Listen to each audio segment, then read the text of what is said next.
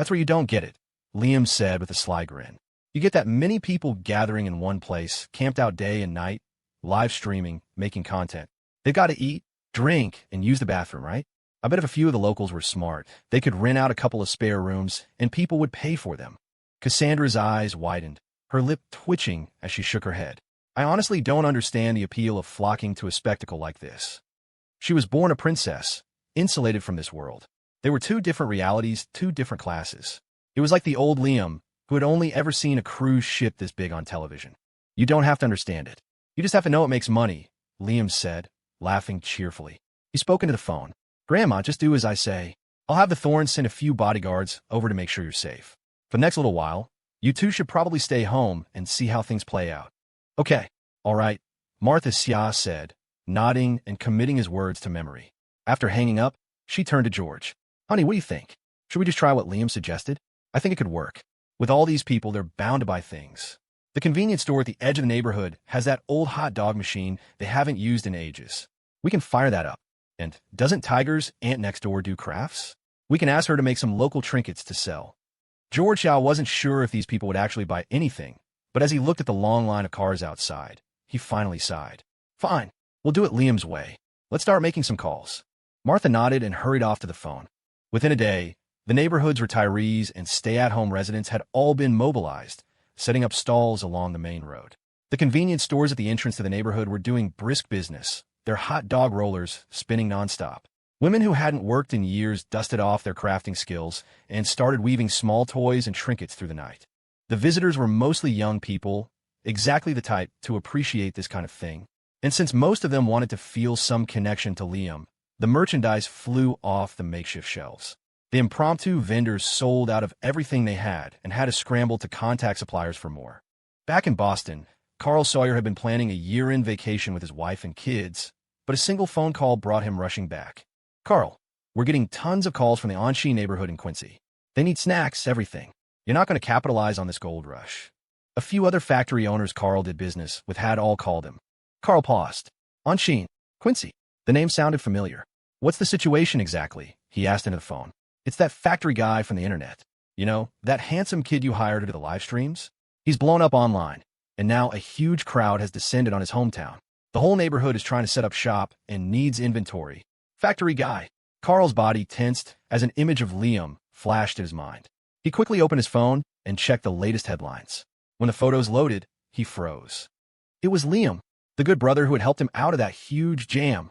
Holy cow. Carl scrolled down, and sure enough, he saw news reports about the massive lines of people outside the P15.She neighborhood. He scrolled further and found live feeds from people trying to cash in on the viral trend. An idea sparked in Carl's mind. This was an opportunity.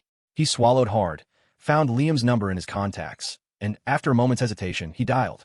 The next day, it was time for their daily prenatal ritual. Liam rubbed his hands together, about to place them on Cassandra's stomach when his phone started ringing again. Cassandra's eyes narrowed. Her patience was clearly wearing thin. Still, she managed to keep her voice level. Who was it this time? Liam scratched his head, surprised by the caller ID. Sawyer. My old boss.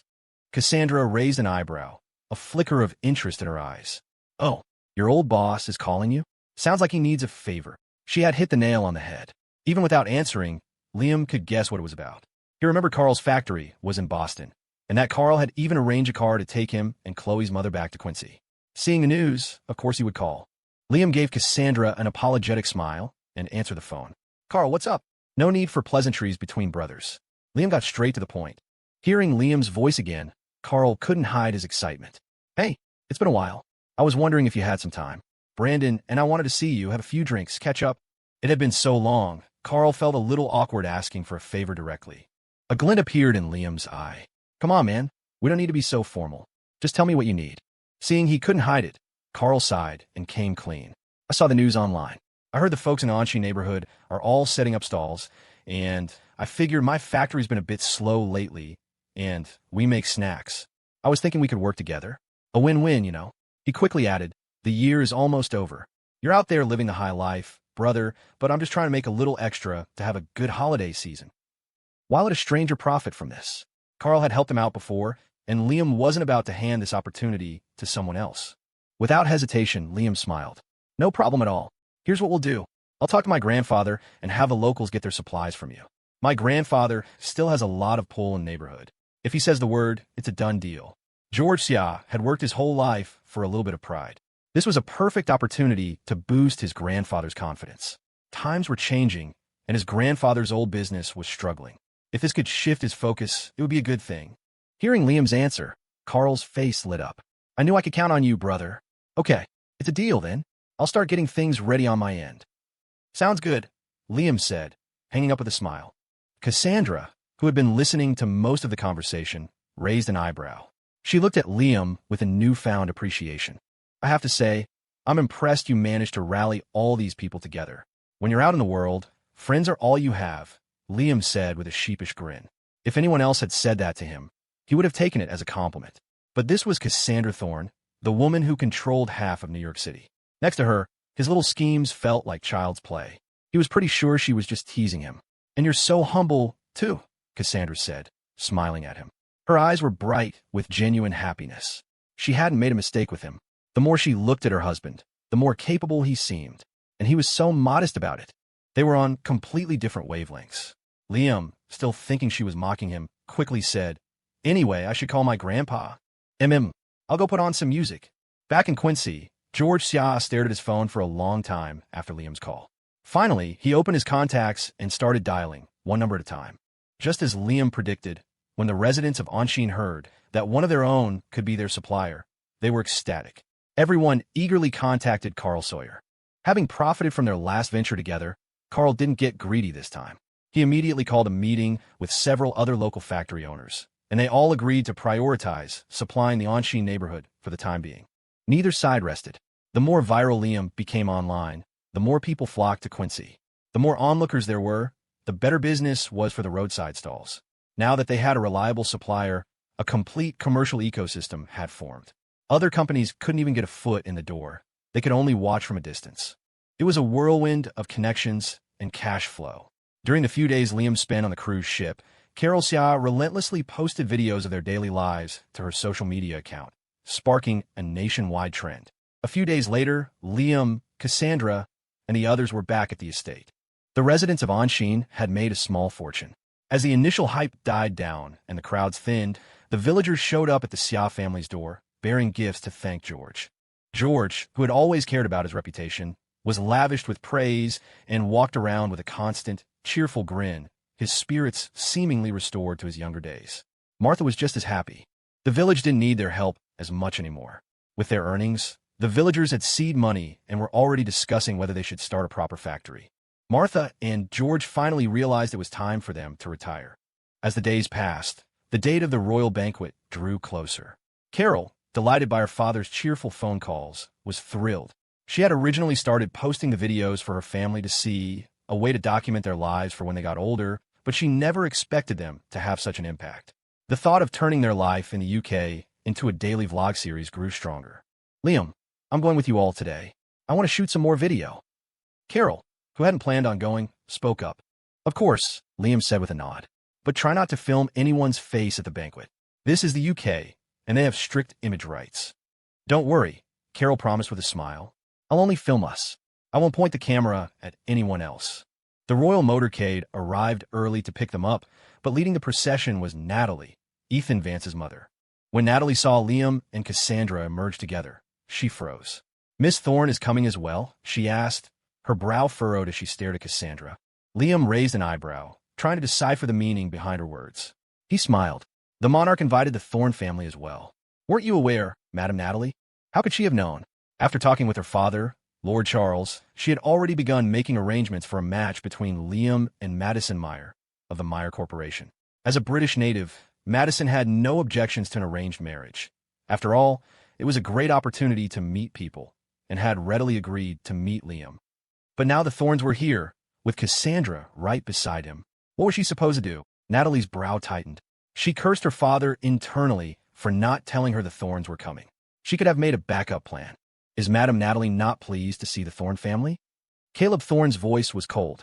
As the patriarch of the Thorne family, dressed to the nines for the event, he did not appreciate the unwelcoming attitude. Not at all, Natalie said, waving her hands dismissively. but her eyes shot a cold glare at Liam before she smiled again. Liam's leg is still giving him trouble. Why don't you ride with me, Liam? Mr. Thorne, you and your family can take the car behind us. Since Natalie was Lord Charles's daughter, a princess of the royal family, she had already made a concession. Caleb couldn't be too harsh. He looked at Cassandra. Cassandra, what do you think? Cassandra was not one to miss the bigger picture. It was just a matter of seating arrangements. More importantly, she sensed that this Natalie woman was up to something. But they were representing the royal family. They wouldn't dare do anything to Liam in plain sight. After a moment's thought, Cassandra said coolly, "We'll ride in the back. We'll all be at the same place soon enough." Her answer surprised Liam. He glanced at her, and as their eyes met, he understood her thinking. Natalie wanted a chance to get him alone. Fine. The royal family would be responsible for whatever happened. They might as well see what she was planning. Liam squeezed Cassandra's wrist. "See you in a bit." The group split up and got into the cars. Natalie's expression darkened. As soon as Liam was in her car and they were moving, she pulled out her phone and typed out a message. Soon, the car arrived at the royal residence. The vehicles carrying the Thorne and She families drove directly to the entrance of the main banquet hall. Liam's car, however, drove into a smaller, private villa on the grounds. "Liam, let's get out here first," Natalie said with a smile as the car stopped. "I have to take care of something here, and then we can go over together." It was all royal property, and the two buildings weren't far apart. Only a 10-minute walk. Liam raised an eyebrow and allowed the attendants to help him out of the car. It wasn't until he and Natalie entered the living room of the private villa, and he saw the blonde woman sitting inside, that Liam knew something was wrong. "Madam Natalie, is this the young man you told me about, Liam?" The blonde woman stood up with a smile, her every movement exuding an air of nobility. Natalie smiled back. "Yes, this is him." She glanced at Liam. "Liam, my dear, I'm just going to grab something from the other room. This is Madison Meyer, heiress to the Meyer Corporation. Why don't you two get acquainted? We'll all head over together in a moment." With that, Natalie turned and walked in the back of the house.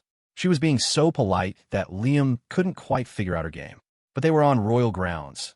Natalie wouldn't dare try anything drastic. And one doesn't slap a smiling face.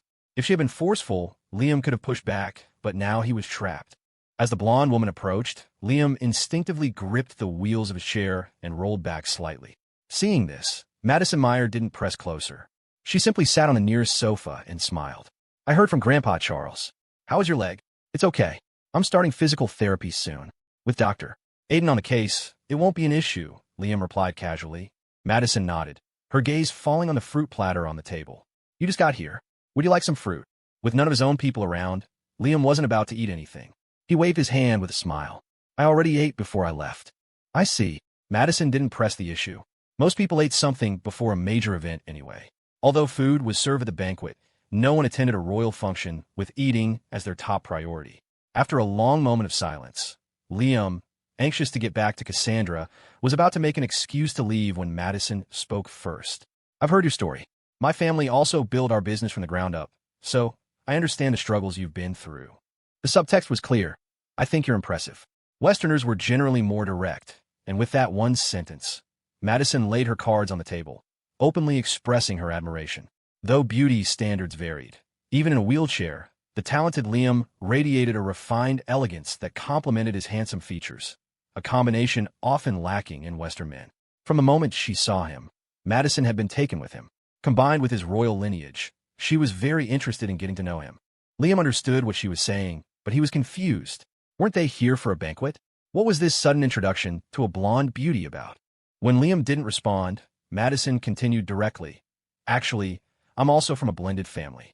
My mother married my father later in life. So, our backgrounds are quite similar. When Madam Natalie told me about you, I was surprised. I didn't expect us to have such similar experiences." She smiled, her eyes crinkling. It was obvious she was impressed with him.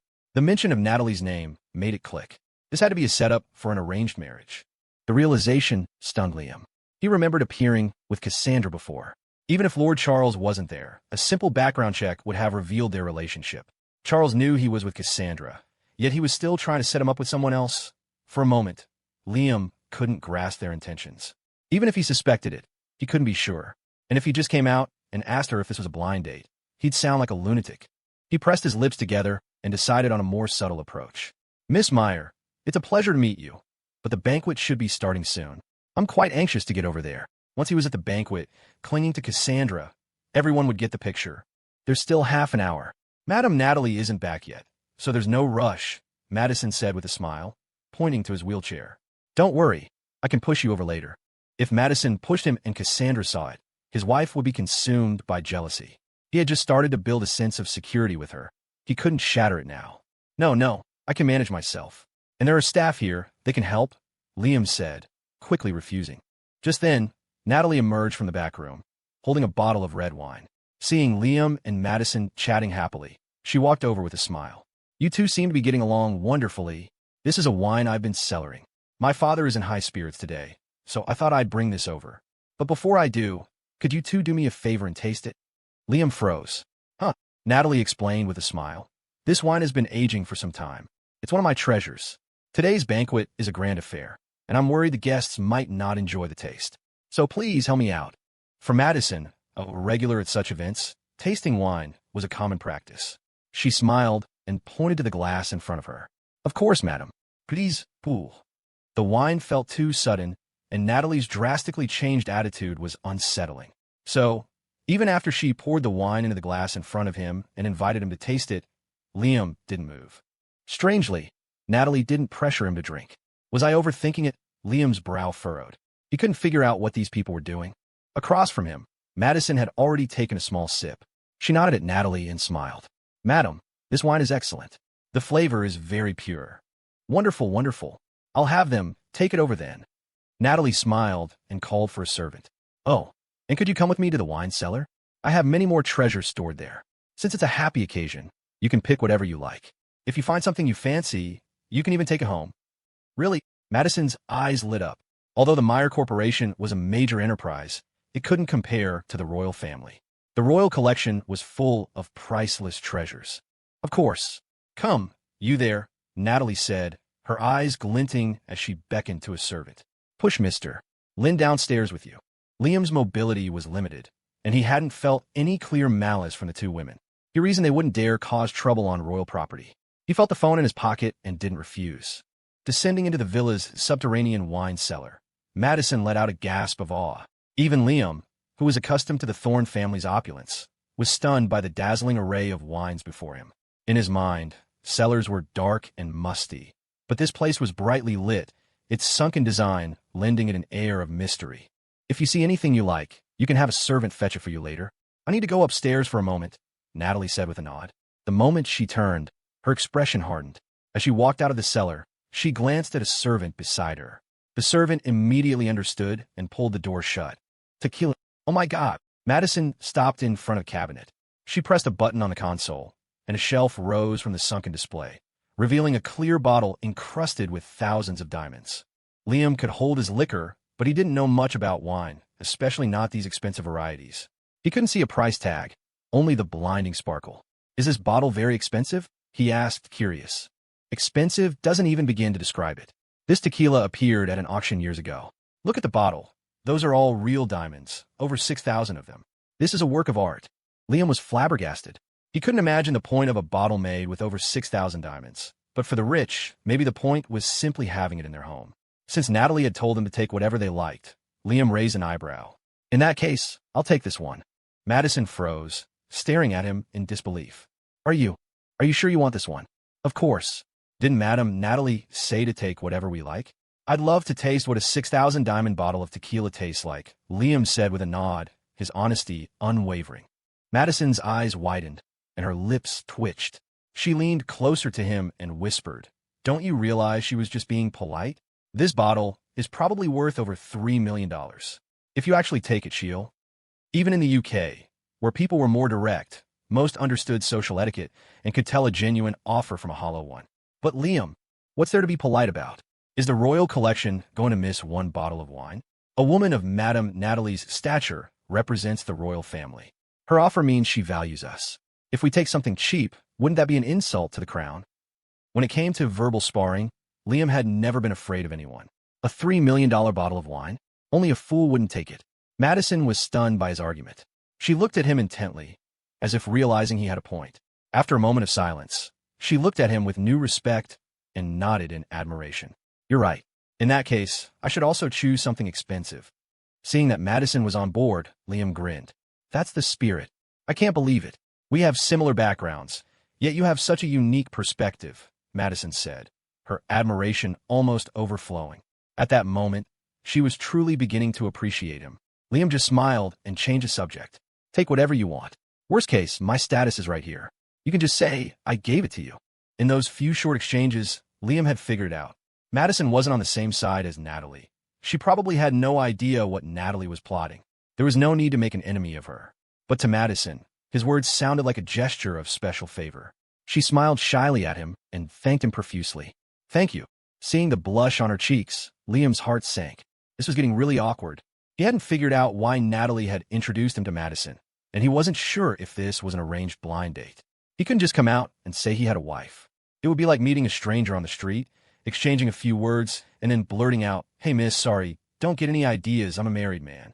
It was beyond awkward. He couldn't bring himself to say it without being sure. Liam swallowed hard and could only scratch his head. Don't mention it, don't mention it. Madison smiled and continued deeper into the cellar. Liam pushed his wheelchair and followed her. Even if he didn't know what was going on, there was a fortune in liquid assets right in front of him. Natalie had said to take whatever he liked, so he was going to pick a few of the most expensive ones. What's wrong? Before he could finish his thought, he saw Madison biting her lip, her right hand clutching her chest. I don't know. I feel like I can't breathe, she said, frowning. The blush had vanished from her cheeks, replaced by a deathly pallor. The sight made Liam's heart pound. He instinctively rolled backward. Is it the air in the cellar? Maybe we should go out, Madison. Before Liam could finish, Madison's body tilted to the right. She braced herself against the table, gasping for air. He could see she was struggling to breathe. She opened her mouth as if to say something, but no sound came out. In that instant, Liam's pulse skyrocketed. He quickly pulled out his phone and dialed Dr. Aiden. The moment the call connected, he was met with the noise of music and chatter from the banquet. Dr. Aiden's voice came through, slightly muffled. Mr. Lynn, is everything all right? Dr. Aiden, you need to get to the private villa's wine cellar. Someone has collapsed. Mr. Lynn, what did you say? It's a bit loud here. I can't hear you clearly. Someone collapsed. The private villa's wine cellar. Liam repeated, emphasizing the key words. He quickly added, don't tell Cassandra yet. Understood, Dr. Aiden replied immediately. Mr. Lynn, don't panic. Perform CPR. I'm on my way now. The call ended. Madison was completely unconscious, lying on her side on the floor. Her chest rose and fell shallowly, her lips pale. It would take at least 5 minutes to get here from the banquet hall. A critical window for saving a life. No matter what, Liam couldn't just let her lie here and wait. Is anyone there? Miss Meyer has collapsed, he shouted toward the exit. But as he turned, he saw the cellar door was tightly shut. He suddenly realized this Madison Meyer was the marriage candidate Natalie had arranged for him. The moment that thought entered his mind, Liam felt a wave of dread. He remembered the glass of red wine he hadn't touched and instantly understood why Natalie hadn't forced him to drink it. He was a man with limited mobility. If the wine was drugged, it didn't matter which of them drank it. The outcome would be the same. But Natalie probably hadn't expected Madison to collapse. Liam frowned, looking at Madison. He figured she was an unwitting pawn. Otherwise, she wouldn't have drunk the wine so carelessly. He couldn't just leave her. After a moment's thought, he wheeled himself over to her side. Her breathing was faint. Aside from the shallow rise and fall of her chest, it was almost impossible to tell if she was breathing at all. Liam's expression grew serious. He bent down, but the movement pulled at the still healing bones in his leg. Liam sucked in a sharp breath. A bone injury was no joke. Thankfully, his leg was nearly healed, and the pain was manageable. He grabbed a white towel from a nearby stand, folded it neatly, and placed it over Madison's chest. Then, he laced his hands together and pressed down. After a few compressions, Madison gasped for air. Her eyes fluttered open, and she saw Liam, beads of sweat on his forehead, his hands pressing rhythmically on her chest. She struggled to speak, but knew he was saving her. Her gaze shifted down, and she saw the towel between them. A wave of warmth spread through her, and her admiration for him grew even stronger. Don't panic. Breathe slowly. I've already called Dr. Aiden. He instructed her urgently as she regained some consciousness. Madison, too weak to speak, did her best to match her breathing to his rhythm. Meanwhile, Dr. Aiden and Evelyn Reed arrived with a medical kit, racing from the banquet hall. They had made the 10-minute journey by car in less than 5. But at the entrance to the private villa, they were stopped by servants. Mister. Lynn said someone collapsed inside. It's an emergency. Let us in. Dr.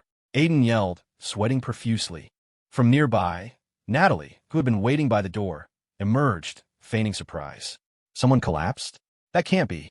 Liam and the others are in the wine cellar choosing wine, with servants right beside them. How could that be possible? The wine cellar? Then that's it. It's in the wine cellar. Dr. Aiden shouted, trying to rush past. But Natalie blocked his path. Dr. Aiden, do not make accusations without proof. I have been watching from here, and nothing has happened. This is a royal banquet, and this is a private royal residence.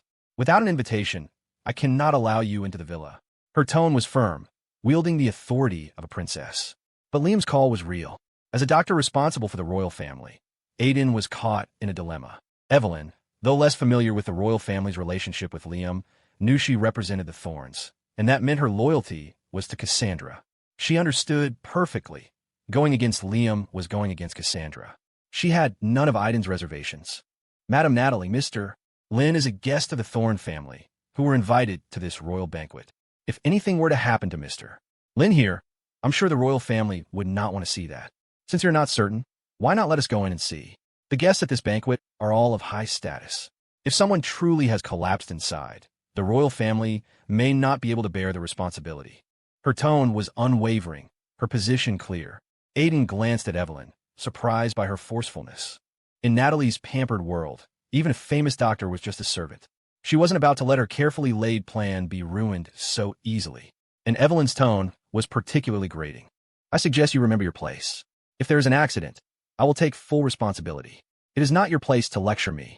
Years of repressed anger finally boiled over. A servant daring to speak to her like that was the last straw. What do we do now? Should I call Mr. Lynn again? Aiden asked, pulling out his phone. There's no time. I think we should inform Miss Thorne. She's at the banquet.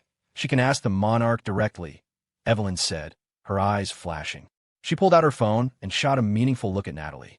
The moment she heard Charles's name, Natalie panicked. Wait. Seeing her yield, Evelyn and Aiden lowered their phones. Natalie squinted at her watch. It had been half an hour since they entered the cellar. The drug would have taken full effect by now. She had intended to leave Liam with some dignity, but since these two were so determined to barge in, perhaps that was no longer necessary. Natalie stepped aside, her face held high in arrogance. Fine, going. Aiden and Evelyn exchanged a look and rushed forward, with Natalie close behind. At a signal from Natalie, the two servants pushed open the cellar doors. The scene that greeted them was nothing like what Natalie had expected. There was no scandalous disarray.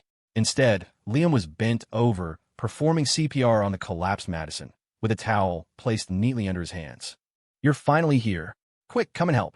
Liam waved them over as he heard the door open. Aiden and Evelyn hurried to his side.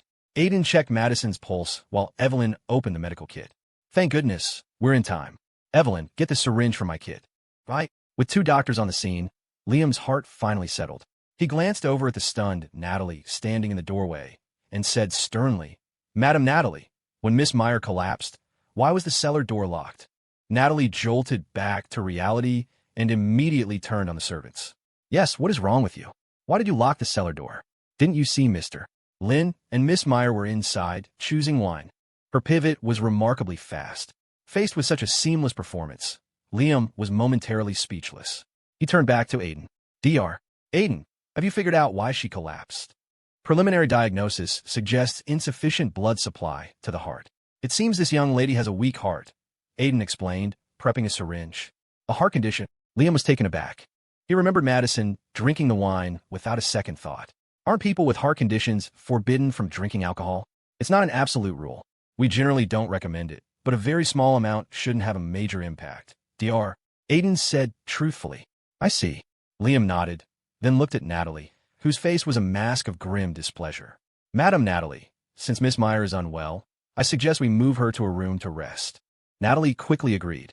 Yes, of course. You lot, come quickly, help Miss Meyer to the bedroom. Then, she turned to Liam with a saccharine smile. Thank you for the reminder, Liam, my dear. I almost forgot about that. Did she really forget? Liam didn't believe her for a second, but under the circumstances, his priority was to get to the banquet and reunite with Cassandra. He needed to find out what Lord Charles was playing at by suddenly introducing him to Madison Meyer. Evelyn, let Dr. Aiden handle things here. We're going back, he instructed. Evelyn nodded. Dr. Aiden, I'll leave the medical kit here. I'm taking Mr. Lynn to the banquet. Of course. Don't worry. Miss Meyer will be fine after some rest. Aiden confirmed. With the plan set, Natalie couldn't object further, not on royal grounds with so many eyes watching. She stood by the door, her face dark, and cleared a path for Liam and Evelyn. As they left the private villa, Evelyn leaned in. Mr. Lynn, I don't think Madame Natalie's intentions are simple. Liam raised an eyebrow, feigning surprise. You think so? Yes. When Dr. Aiden and I arrived after your call, she blocked the door and refused to let us in. Evelyn reported faithfully. Liam's eyes glinted. And then I told her off, Evelyn said, unapologetic. Dr. Aiden has ties to the royal family, so there are things he can't say. But I work for the Thorns. I don't have to listen to them. It was the first time Liam had seen this side of Evelyn. As expected, anyone who worked for Cassandra was an elite operator. Her words earned his respect. Mr. Lynn, why don't you tell Miss Thorne about this? So she can see that woman's true colors, Evelyn asked, confused. Liam smiled. We're on our way to do just that. Besides, it's better to ask Charles first and get the full story. If Cassandra found out in that situation, she'd be incredibly worried. Evelyn's eyes widened slightly in understanding. She pushed Liam out of the villa and onto the waiting luxury SUV. Though it was a short walk to the main hall, it would be foolish not to take the car. A few minutes later, they pulled up to the entrance of the banquet hall. The hall was already filled with elegantly dressed guests, their clothes shimmering with wealth and status. The interior was a gilded spectacle, with tables adorned with pyramids of champagne flutes. Pure decadence. Though Liam was used to the Thorns' lavish parties, the sheer scale of this royal banquet was still breathtaking, if only for a moment. The banquet hadn't officially started yet. Evelyn pushed Liam through a side path to a private lounge in the back. When she opened the door, the Thorne and Xia families were already seated inside. Chloe and Leo, despite their recent exposure to wealth, were still dazzled, chatting quietly in a corner with Carol. Seeing Liam enter, Cassandra, seated on a sofa, uncrossed her legs. She was wearing a stunning gold gown that pooled around her, its sequins glittering in the light. Was it anything interesting? She asked impatiently as he drew near. Not exactly interesting. I haven't quite figured it out yet, Liam said, scratching his head, unsure how to begin. Cassandra raised an eyebrow, her gaze fixed on his face. After a long moment, she said, Then figure it out and tell me everything. I want all the details. Of course, Liam nodded with a smile. He scanned the room and then looked at Caleb Thorne. Mr. Thorne, I don't see Lord Charles. To get answers, he had to talk to the man himself. He's in his study, Caleb explained. He said he'll be over shortly and told us to wait here. There are a lot of guests today, all from major corporations. He's going to be busy. Caleb's unspoken message was a subtle reminder. This banquet isn't just for you. Be mindful. Liam understood. Right, I get it. Outside, more luxury cars pulled up. An attendant opened a door, and Theodore and Lucinda Thorne stepped out, also dressed in their finest. But unlike the other guests who were led in by banquet staff, Theodore and Lucinda were greeted by Lord Charles himself. He walked over with a broad smile. I was waiting for you. Theodore exchanged a look with Lucinda, then asked cautiously, Charles, my friend, we agreed on the phone that you'd let us come and take a look first. You didn't invite our granddaughter, did you? After Lucinda's previous encounter with Liam, she had already blacklisted him. But Charles had been persistent on the phone, and they couldn't completely shut him down. They had agreed to come, but only on the condition that it would be just the two of them, without the Thorne kids. If they had to reject the marriage proposal on the spot, Charles might lose his enthusiasm for any future dealings. A glint appeared in Charles's eyes. Relax, relax, he said with a chuckle. This is just a business reception. See, I even invited the Tafts. I have no intention of going after your Cassandra. Hearing this, Lucinda and Theodore exchanged a glance. They looked toward the villa and, sure enough, saw members of the Taft family and the Meyer Corporation, among other corporate clans. Only then did they relax and nod. Good. But my friend, your grandson's return is a joyous occasion. We brought some gifts for you to enjoy, Theodore said, gesturing toward his car. A bodyguard standing by the car stepped forward, carefully retrieving a diamond-encrusted box from the trunk. I know you love a good smoke, my friend. This is a rare vintage cigar from my private collection, Theodore announced cheerfully. Charles's eyes lit up. He signaled for an aide to take the box. You know me too well, he said, clapping Theodore on the shoulder. Come, let's go inside. I've saved you a spot. Excellent, excellent. Theodore nodded, taking his wife's arm as they followed Charles into the banquet hall. You two have a seat. I have some business to attend to in the back, Charles told them once they were settled. He then made his way to the rear lounge. Princess Anna, who had been waiting in the lounge, stood up hurriedly as Charles entered. Father, Liam did indeed arrive with Cassandra Thorne. I think the rumors are true. And a few days ago, I investigated Cassandra's wedding. Guess what I found? Charles looked puzzled. What? Anna grew even more excited. The man Cassandra married. His name was Liam. What? Charles was stunned, staring at his daughter. Are you saying the Thorne girl was already married to Liam? Yes. Anna nodded repeatedly, beaming. I was shocked when I found out. After Liam jumped from Lawrence Landon's ship into the open sea, Cassandra thought he was dead. She spent a fortune to have a master sculptor create a statue of him and insisted on marrying it. She invited so many families to witness it. Those two kids, really.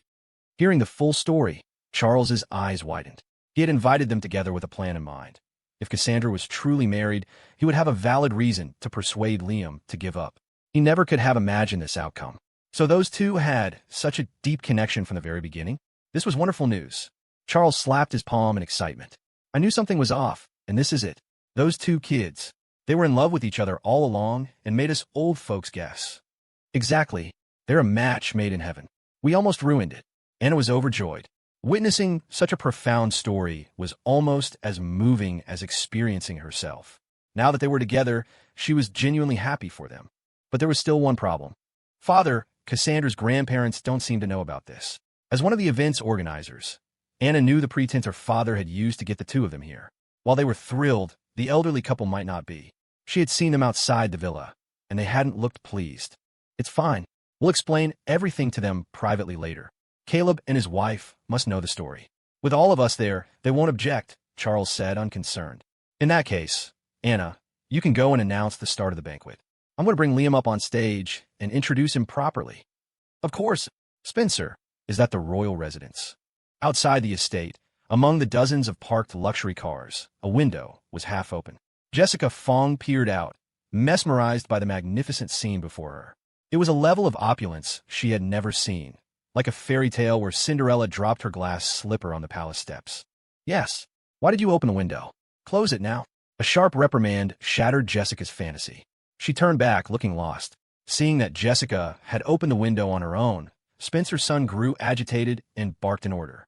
The driver quickly raised all the windows. Jessica was completely bewildered. Why are we closing the windows? Aren't we here for the banquet? It looks like it's about to start. Aren't we going in? She was getting anxious. After being crushed by the news of Liam's relationship and seeing the photos of him on a royal cruise ship, she knew this trip with Spencer was her last and only chance. If she didn't seize this opportunity, she would never again have a shot at meeting high society people and climbing the social ladder. But Spencer just sighed. We're on the waiting list this time. The Taft family are the invited guests. We can only go in if they give the word. Otherwise, we have no right to enter. Oh, Jessica's eyes widened, and she looked down at the expensive gown she had rented with her last bit of money and borrowed credit. Her heart sank. Does that mean I borrowed this dress for nothing? Spencer, however, didn't seem too disappointed. He looked at Jessica expectantly. I heard from the Tafts that the main focus of this banquet is the Thorne family. Isn't that powerful Miss Thorne your old classmate's girlfriend? They seem so close. Later, you can find a chance to talk to your old classmate, maybe give him a call or something, and have him come out and get us. This was Spencer's real plan. In the passenger seat, his father, Mr. Son, nodded with a smile. Yes, Jessica, you and your classmates must be very close. I remember you were the school beauty back in the day. Give him a call. Tell him we're right outside. He'll come out immediately. The older one gets, the more idealized school day friendships become. Especially for someone like Jessica, a famous beauty in high school. To run into an old classmate in a foreign country, the emotional connection would be at its peak. This was the real reason Mr. Son and Spencer had insisted on bringing her. If they could just get Liam to show his face, even if he only stood with them for 5 minutes, the Taft family would never dare to look down on him again. Their plan was flawless, at least in their minds. The two Son men chattered on, completely oblivious to the growing awkwardness on Jessica's face. The three people in the car had 3 entirely different agendas. Jessica forced a laugh and pulled out her phone, her hand trembling. Well, all right, Mr. Son, I'll give Liam a call right now. Excellent. We're counting on you. The Son stared at her with feverish intensity, already picturing the stunned faces of the crowd as Liam himself came out to greet them. Jessica lowered her head, pretending to look for his contact. In the chat history she hadn't touched in ages, she saw the glaring red exclamation mark next to her last long message, followed by the friend request he had never accepted. She swallowed hard and feigned dialing his number. As expected, the call went straight to a cold, automated message. The user was unavailable. She knew the call would never go through. A cold sweat broke out on her back. But what could she do? The two men in the car were watching her like hawks. If only a prince would suddenly appear right here. Just like in a fairy tale, where Cinderella stumbles out of the villa, disheveled and frantic, with the prince and his guards in hot pursuit. Her eyes glinted. She tightened her grip on the phone and, under the hopeful gaze of the sons, said nervously, "Maybe it's too loud inside the banquet for him to hear his phone." "That's possible, Mr." Son conceded, having been to his fair share of parties. No one kept their phone on them at all times, especially not when formal, where it wasn't designed to hold anything. Spencer, however, grew anxious. "Then what do we do now? We need to let Liam know Jessica is here." "Mr." Son said pointedly, his eyes fixed on the royal guards at the main gate. Jessica swallowed hard and spoke up. "Mr. Son, Spencer, why don't I get out and try my luck? Maybe I can find a way in. All I need to do is see Liam." She offered a weak smile, even though she already knew what his answer would be. She had given up on Liam. All she wanted now was a chance to get out of the car and have a magical encounter with some other family heir. Anyone would do, as long as it meant she wouldn't have to go back to that dilapidated house. Staring at the brightly lit mansion in the distance, she couldn't bear the thought of returning home to work in a factory. "All right, be careful, Jessica, but the whole area is locked down tonight, so you don't need to be afraid, Mr." Son said, fully supportive. With his father's approval, Spencer had no objections. He nodded and signaled for the driver to open the door. Stepping out of the car, Jessica inhaled the air outside the villa. It seemed to be filled with a sweet fragrance. Compared to her own cramped, run-down home, the psychological whiplash was almost too much to bear. She walked to the main entrance, and as expected, two tall, blonde bodyguards immediately raised their hands to stop her. "Ma'am, you cannot enter without an invitation." Jessica wasn't too embarrassed. She had anticipated this. She smiled weakly and tried to explain, "I'm an old classmate of Liam's. Sirs, Liam asked me to come. It was very last minute, so he didn't have a chance to give me an invitation." "No invitation, no entry." "Ma'am, we do not know who this Liam is. Please leave," the two guards said, unmoving. "You don't know him? Liam, the one with the Thorne family.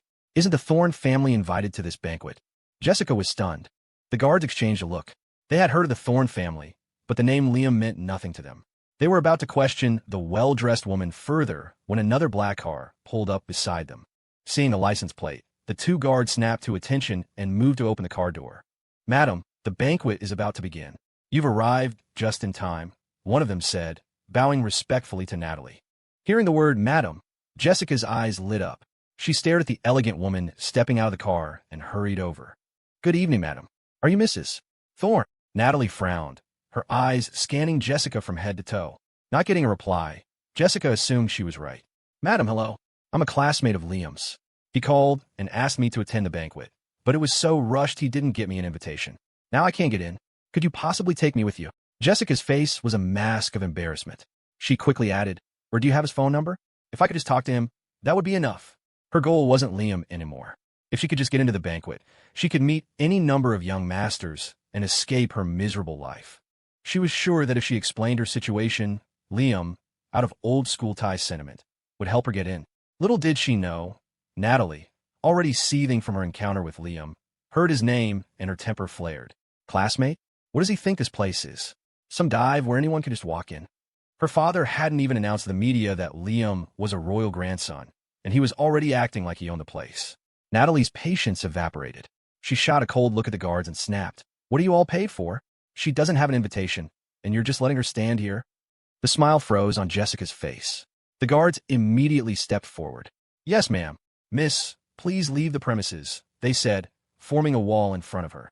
Jessica grew frantic and, forgetting her composure, yelled, "Madam, I really am Liam's classmate. We even have photos together from high school. Miss, please leave immediately." Before she could finish, the guards blocked her path. Natalie, having no patience left to listen, had already given the order to remove her and was now striding up the red carpet into the banquet hall. As Natalie entered the banquet hall, the royal villa's event officially began. The room was a sea of high society, with exquisitely dressed ladies on the arms of their distinguished partners, all seated in the grand hall, waiting for Lord Charles to speak. Hundreds of bodyguards patrolled the perimeter, working in shifts. The brilliantly lit royal residence was under such tight security that not even a bird could have gotten in. Jessica, cast out, refused to give up. She knew this was her one and only chance to rewrite her destiny. Staring at the magnificent building, she began to circle the grounds, still clinging to the fantasy that she might find a way inside.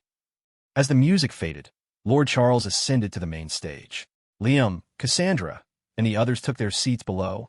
Anna was chatting enthusiastically with them, but on the other side of the room, Natalie and Ethan sat with grim expressions. "Can you believe Ethan Vance is actually here?" Chloe was the first to spot him, muttering under her breath. Riley Thorne, who had been cheerful just a moment ago, immediately deflated. She glanced over and saw Ethan staring at her with a burning intensity. "Chloe, please don't even say his name," she whispered, disgusted. "Just chalk it up to me being blind at the time." Riley bowed her head, praying Ethan wouldn't approach her. But her prayers went unanswered. In full view of everyone, he walked right up to her. "Riley, it's been a long time." With so many eyes on them, Riley, however mortified, knew this wasn't the time or place to push him away. She bit her lip and shifted closer to Liam, remaining awkwardly silent. Seeing her silence, Ethan's face stiffened. He shot an annoyed look at Liam, and then tried again. "I've been meaning to ask, did you change your number? You haven't accepted my friend request." Riley wanted to scream.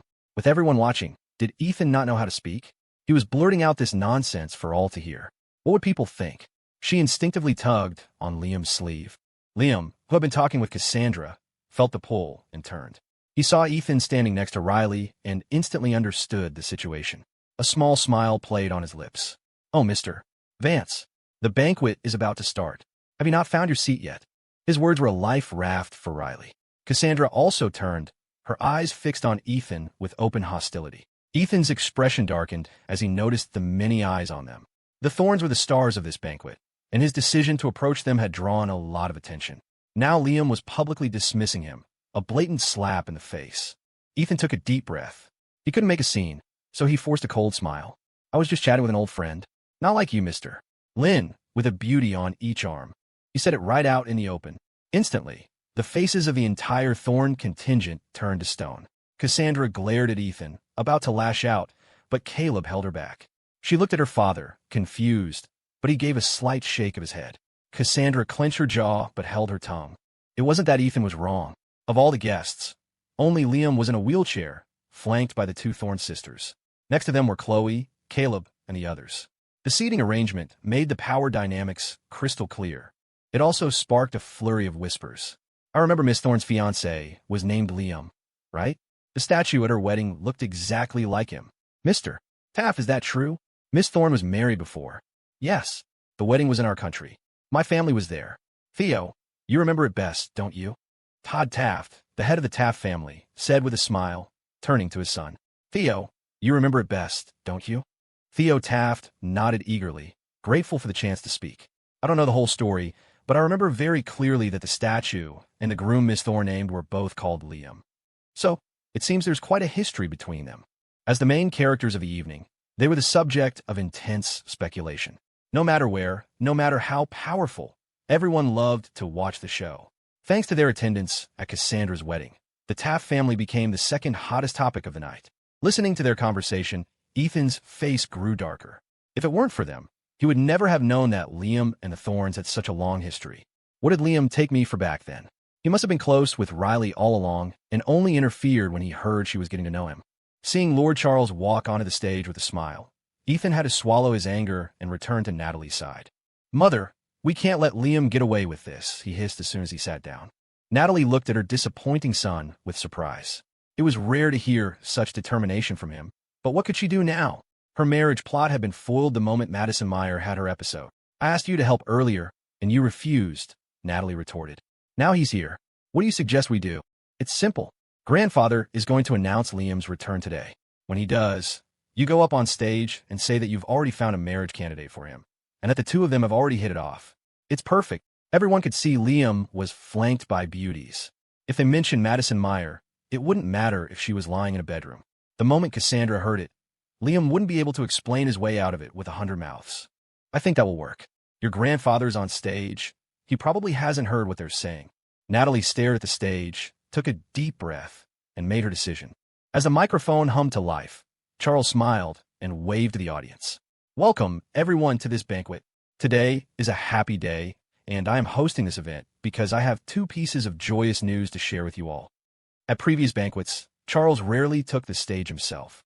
With the transition of power looming, Princess Anna had become the primary host.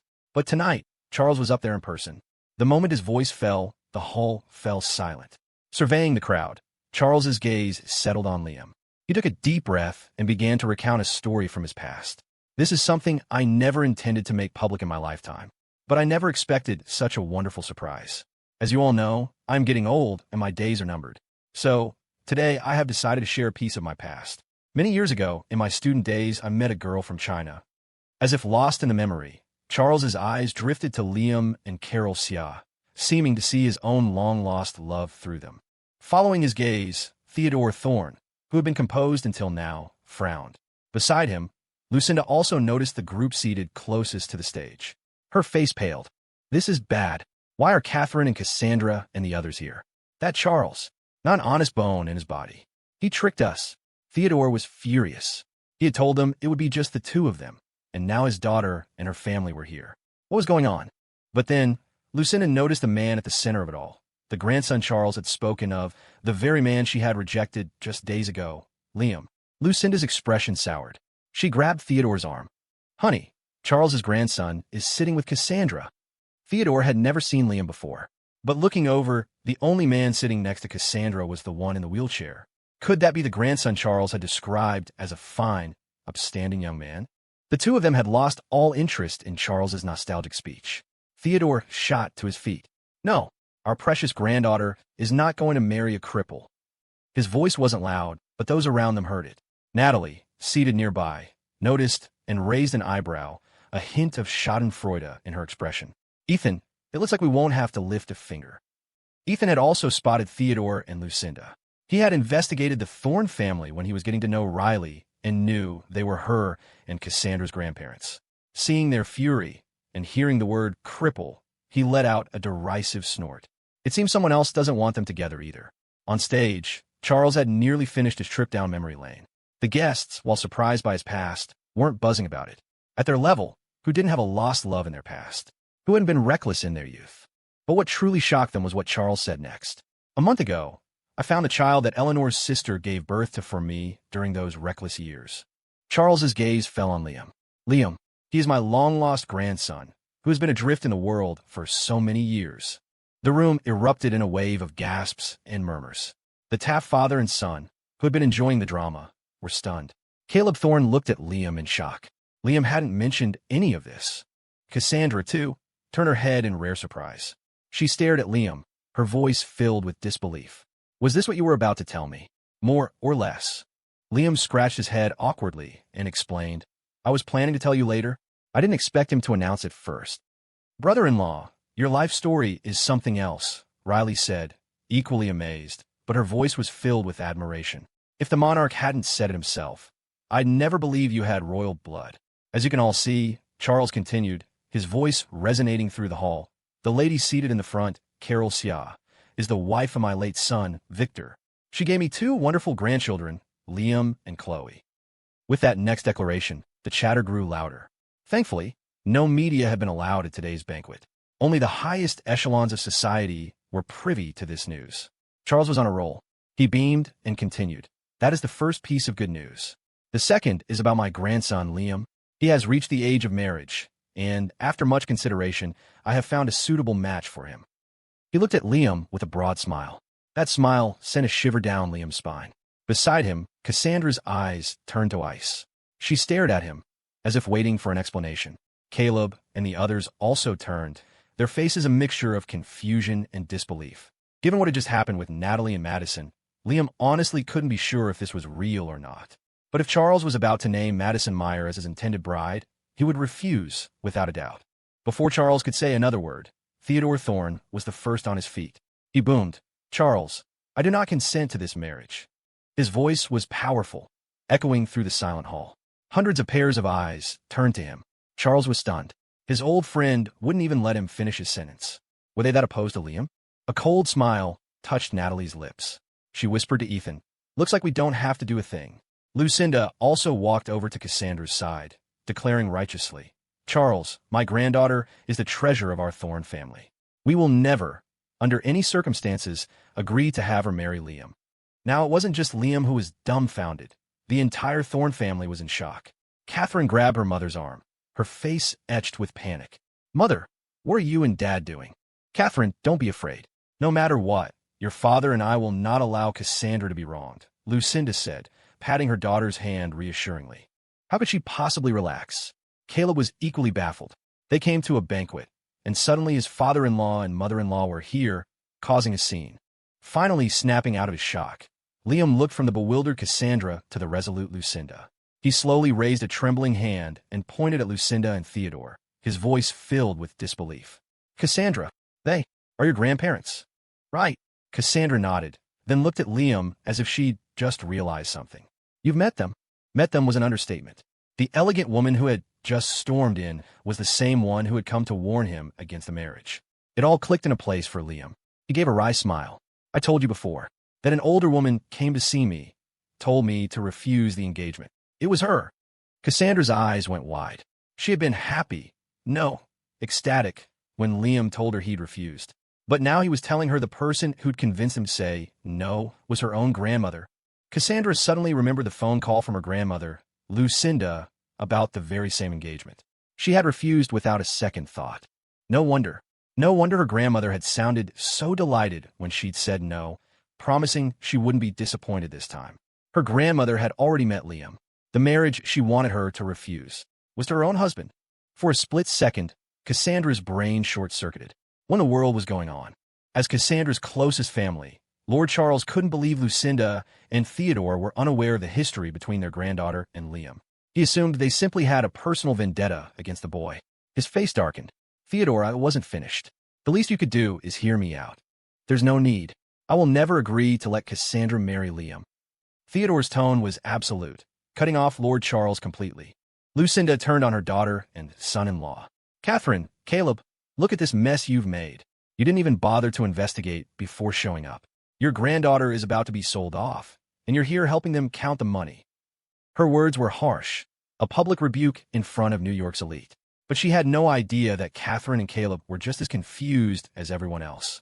Lord Charles's face was beet red with fury. He never imagined they would stand up and publicly reject him like this. It was a slap in the face. Ahem, cough, cough. He broke into a violent coughing fit, his face a terrifying shade of crimson. From the audience, his daughter, Natalie, rushed to the stage, steadying him. "Mr. and Mrs. Thorne, I believe there's been a misunderstanding," Natalie announced, her voice projecting across the silent room. "The engagement my father was referring to was not for your family." At her words, Lucinda and Theodore froze. Cassandra was done with the whole fiasco, but Natalie's statement made her raise an eyebrow. She looked at Liam, a thoughtful glint in her eyes.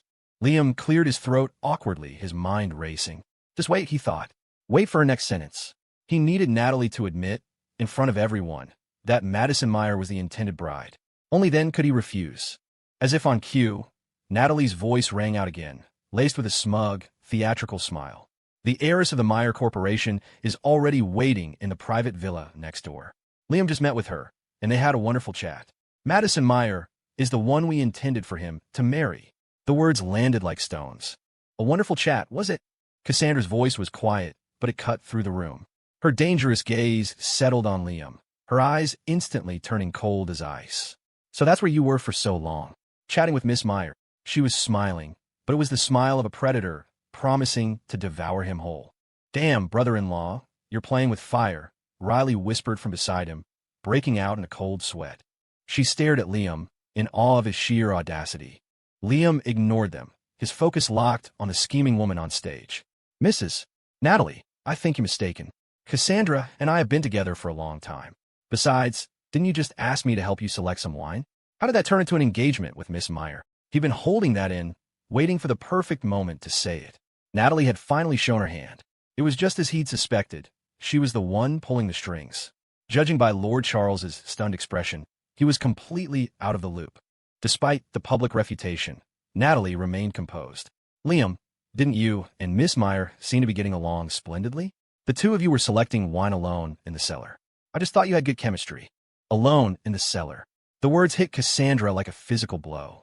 She narrowed her eyes, giving Liam a long, searching look, but she didn't lash out. She remembered him rushing back, saying the time wasn't right. Now it must be. So she waited. She was waiting for Liam's explanation. Words from outsiders would only make her angry, but the real story had to come from him. If he didn't tell her himself, it would just be anger. Nothing more. Liam glanced at Evelyn, who was standing quietly in a corner, then raised an eyebrow at Natalie, a sly smile playing on his lips. I believe you've misunderstood, ma'am. The air in the cellar was rather poor. Miss Meyer had a sudden heart episode and fainted almost as soon as she went in. I don't know if the soundproofing was too good or what, but I shouted for a long time and no one came. Thankfully, Dr. Aiden and Evelyn arrived just in time. Some things weren't meant for a public stage. Liam's insinuation was enough to extinguish Natalie's arrogant fire. Outsiders might not know, but she knew perfectly well why Madison Meyer had a heart episode, and it had nothing to do with the air quality in a meticulously maintained royal wine cellar. He was threatening her. Dr. Aiden and Evelyn had shown up too quickly before she could react. If they revealed what they'd found in Madison's system, her reputation would be ruined right here, right now. Fearing public exposure, Natalie finally backed down with a forced, cheerful laugh. Oh, is that so? I just thought you two were hitting it off. It seems I misread the situation. Natalie was smart enough to know when to quit. Beside her, Princess Anna stepped forward, giving her sister a displeased look. But for the sake of the family's image, she sided with her. Father's intention has always been to bring Liam and Cassandra together. Little sister, I think you truly did misunderstand.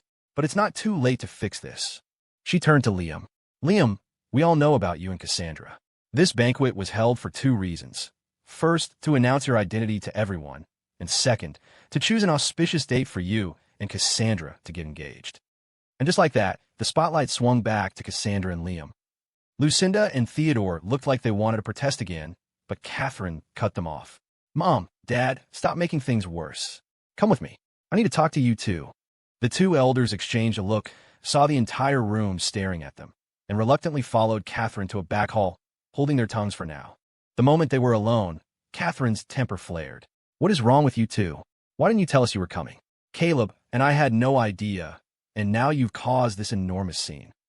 Lucinda's face stiffened. Catherine, is that any way to speak to your father? We didn't know you were coming either. Besides, everything we did was for Cassandra's own good. Having heard that line her entire life, Catherine finally snapped. For her good?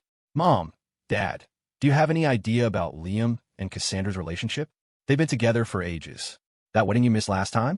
The man she was marrying was Liam. Lucinda's eyes shot open. Theodore was equally stunned. You're saying it was really him? Not just two people with the same name? No. After a few sharp exchanges, Catherine realized just how crossed their wires had become. She took a deep breath to calm herself. Mom, Dad, I don't know why you have such a strong prejudice against Liam. Caleb and I have known about them for a long time. We've tested him. His father was Victor Lynn's old brother-in-arms. This boy is absolutely not what you think he is.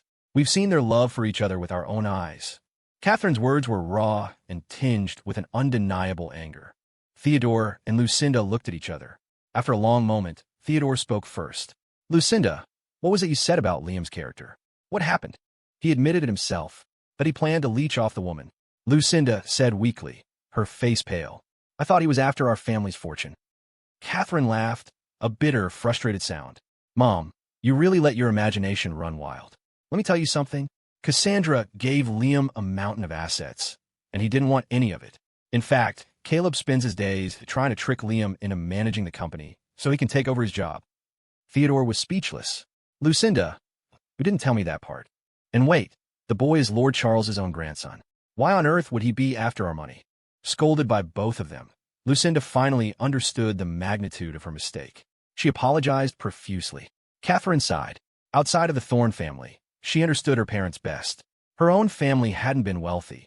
Her circumstances had changed only after marrying Caleb. It was natural for her parents to be wary of outsiders coveting their wealth. She softened. Mom, don't apologize to me. You need to think about how to apologize to Liam. She couldn't help but add another jab. And honestly, if you were going to meet him, you should have told me first. If you had, this whole misunderstanding wouldn't have gotten so deep. Now Lucinda truly realized her error. She looked to Theodore for help. He sighed heavily. It seems this was all a misunderstanding. After the banquet, your mother and I will apologize to Liam together." When they returned to the banquet hall, Lord Charles was gone from the stage. Liam, Cassandra, and the rest of their family were no longer in the center of the room. Music had started, and the high society guests were mingling as if the earlier speech had been a dream. The only difference was that the main topic of conversation had shifted to the business of an alliance between the Thorns and the royal family. The central dance floor was already filling up. "Ma'am, Mr. Thorn and the others have gone to the reception room," Evelyn said, approaching Catherine respectfully. "Good. Let's go join them." Catherine nodded, knowing everyone would be waiting for them. In the reception room, the atmosphere had shifted from tense to lively. Caleb Thorne was looking at Lord Charles with mock reproach. "Your Majesty, why didn't you tell me about this engagement business sooner? Catherine and I, and the kids, we had no idea. It caused a huge mess. I wanted it to be a surprise." Lord Charles chuckled, his gaze landing expectantly on Liam. "Grandpa really hopes you'll come back." "No way. My brother-in-law can't go back," Riley declared, munching on a piece of cake. "If he did, he'd have to change his name, wouldn't he?" She then pointed at Chloe, her eyes wide. "Does that mean from now on, you'd have to be called Chloe Lewis?" Puffed. Leo, who had just taken a sip of water to calm his nerves after the earlier drama, sprayed it everywhere. Even Cassandra couldn't hold back a laugh. She stared at Liam, picturing it. Lewis, Lynn. The image was too ridiculous to contemplate. Chloe's face was a mask of stiff embarrassment. She stood frozen, looking helplessly between her mother and Liam, praying they wouldn't agree. "It sounds quite nice," Princess Anna chimed in with a smile, completely missing the joke. "If a single name is too simple, you could add a few more. Father has always hoped you would return." Liam silently wiped a bead of sweat from his forehead. He never thought his common, run-of-the-mill name would one day be saddled with such a high-class English brand. "So, what do you say, Liam? Come back. Get familiar with the family's affairs. When Anna gets older, you'll be in a perfect position to take over from her." Lord Charles's eyes shone with hope. He seemed completely obsessed with the idea of Liam's return. He was so absorbed, in fact, that he failed to notice the thunderous expressions on Natalie and Ethan's faces in the corner of the room. Of course, Natalie thought, her fists clenching, that's his ultimate goal in bringing Liam back, to have him inherit everything. Putting aside Liam's mixed blood, his current identity alone would cause a media firestorm if he were to take control of the royal family. But her father didn't seem to care. Was he planning to let the entire monarchy crumble in Liam's hands? Natalie's knuckles were white, her sharp nails digging into her palms. Her expression was venomous. "No, it's not possible. I will not let him get away with this so easily. Take over the royal family? He'll have to step over my dead body first. Father, this misunderstanding was all my fault. I'll go check on Madison first," Natalie said, forcing a smile at the cheerful group across the room. Lord Charles didn't even look up, waving a dismissive hand to signal she could leave. The blatant disregard sent a surge of rage through Natalie's chest. She took a deep breath, plastered on another smile, nodded to the room, and left with Ethan. "Mother, we absolutely cannot let Liam come back," Ethan hissed the moment they were in the hallway, his face pale. For once, mother and son were in perfect agreement. Natalie's eyes were dark as she nodded grimly. "Don't worry, I won't let him return so easily. But Mom, Father is so focused on him now, and his marriage to the Thorns is probably a done deal. What can we do?"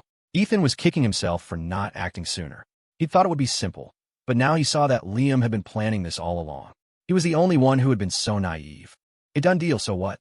Natalie's voice was cold as ice. "Someone with his mixed blood wants to take over the royal family? It's not just us who won't agree. The entire country won't stand for it." A glint appeared in Ethan's eye. A plan began to form. "So you're saying I should leak the news from tonight's banquet and let the public oppose it?" "No." Natalie shook her head, her face ashen. "Looking at your grandfather now, he'd probably push it through even with nationwide opposition. And if everyone knew, the damage to our family's reputation would be immense. Then what do we do? Are we just supposed to stand by and watch Father bring Liam back to take over everything?" Ethan was frantic. His life was good now, but if Liam took over the family business, given their history, his future would be bleak. Natalie bit her lip, her gaze turning venomous. She glanced at the bustling servants around them and clenched her fists. "Then he needs to die." Ethan was horrified. "What? Only if he's dead will your grandfather give up this fantasy." Natalie's voice was firm, as if she could already see Liam's demise. Though he was still shaken from his last failure, Ethan knew his mother was right. Only with Liam dead could they live in peace. Only then would he have a chance to get close to the thorns. With that thought, Ethan's tone hardened. He looked directly at his mother. Mom, what should I do? Not yet. Staging an accident isn't that simple, Natalie said, scanning their surroundings. This was clearly not the place to talk. She gestured with her head. You go entertain the guests for now. We'll discuss it after the banquet is over. Ethan nodded heavily. Okay. Inside the reception room, Lord Charles was staring at Liam with burning intensity. It was the second time he'd invited Liam to rejoin the royal family. Facing the varied gazes of the room, Liam's answer remained unchanged. He smiled. Your Majesty, I believe I made myself clear last time. I have no desire to return, and I've already explained my reasons. You don't need to ask again. Chloe let out a quiet sigh of relief. P15.She just smiled without saying a word. Cassandra, for her part, had no opinion on his choice. Whether he returned to the royal family or not, he was still Liam. He was her husband. All she wanted was him. Lord Charles's hopeful expression finally fell into one of disappointment. He sighed, but didn't press the issue. Instead, he looked at Liam and Cassandra and smiled. In that case, I will arrange your engagement party. That's acceptable, isn't it? Liam instinctively looked at Cassandra. Caleb Thorne chuckled happily. The two kids really should set a date. That last wedding doesn't count. How could that count as a wedding? Theodore and I weren't even there. We have to have a do-over, a proper one. Lucinda chimed in. Now that the misunderstanding was cleared up, she had no issue with Liam, but the wedding had to be done right and beautifully. I agree. Another ceremony is a great idea. Only Leo and I were there last time. Mom couldn't even come because she was sick. Now that she's better, you can never have too many happy occasions. Chloe added. P15.She nodded with a smile, her eyes on Liam and Cassandra filled with approval and anticipation. Liam glanced at Cassandra, then said slowly, Actually, Cassandra and I were already planning another wedding. But we wanted to wait a little longer, maybe around the new year. By then, his leg would be mostly healed, and Cassandra's pregnancy would be more stable. He wouldn't have to worry so much about her going through a full day of wedding festivities. Then let's have the engagement party first. There's no conflict there. Lord Charles said with a laugh, his mind clearly made up. Yes, we could do the engagement party first. No need to delay. Let's get it done in the next few days, get the official process started. Theodore chimed in, looking at Liam apologetically. The elders went back and forth, completely ignoring the couple's opinions. Liam looked helplessly at Cassandra. I guess we don't get a say in this. An engagement party first isn't a bad idea, Cassandra said, raising an eyebrow. Her tone was flat, but her voice was laced with a smile.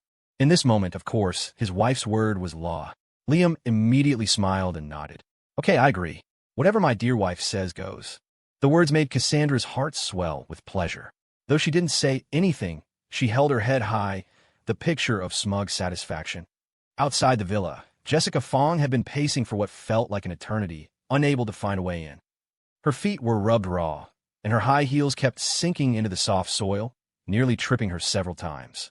Defeated, she finally took off her shoes and sat on the ground, feeling utterly helpless.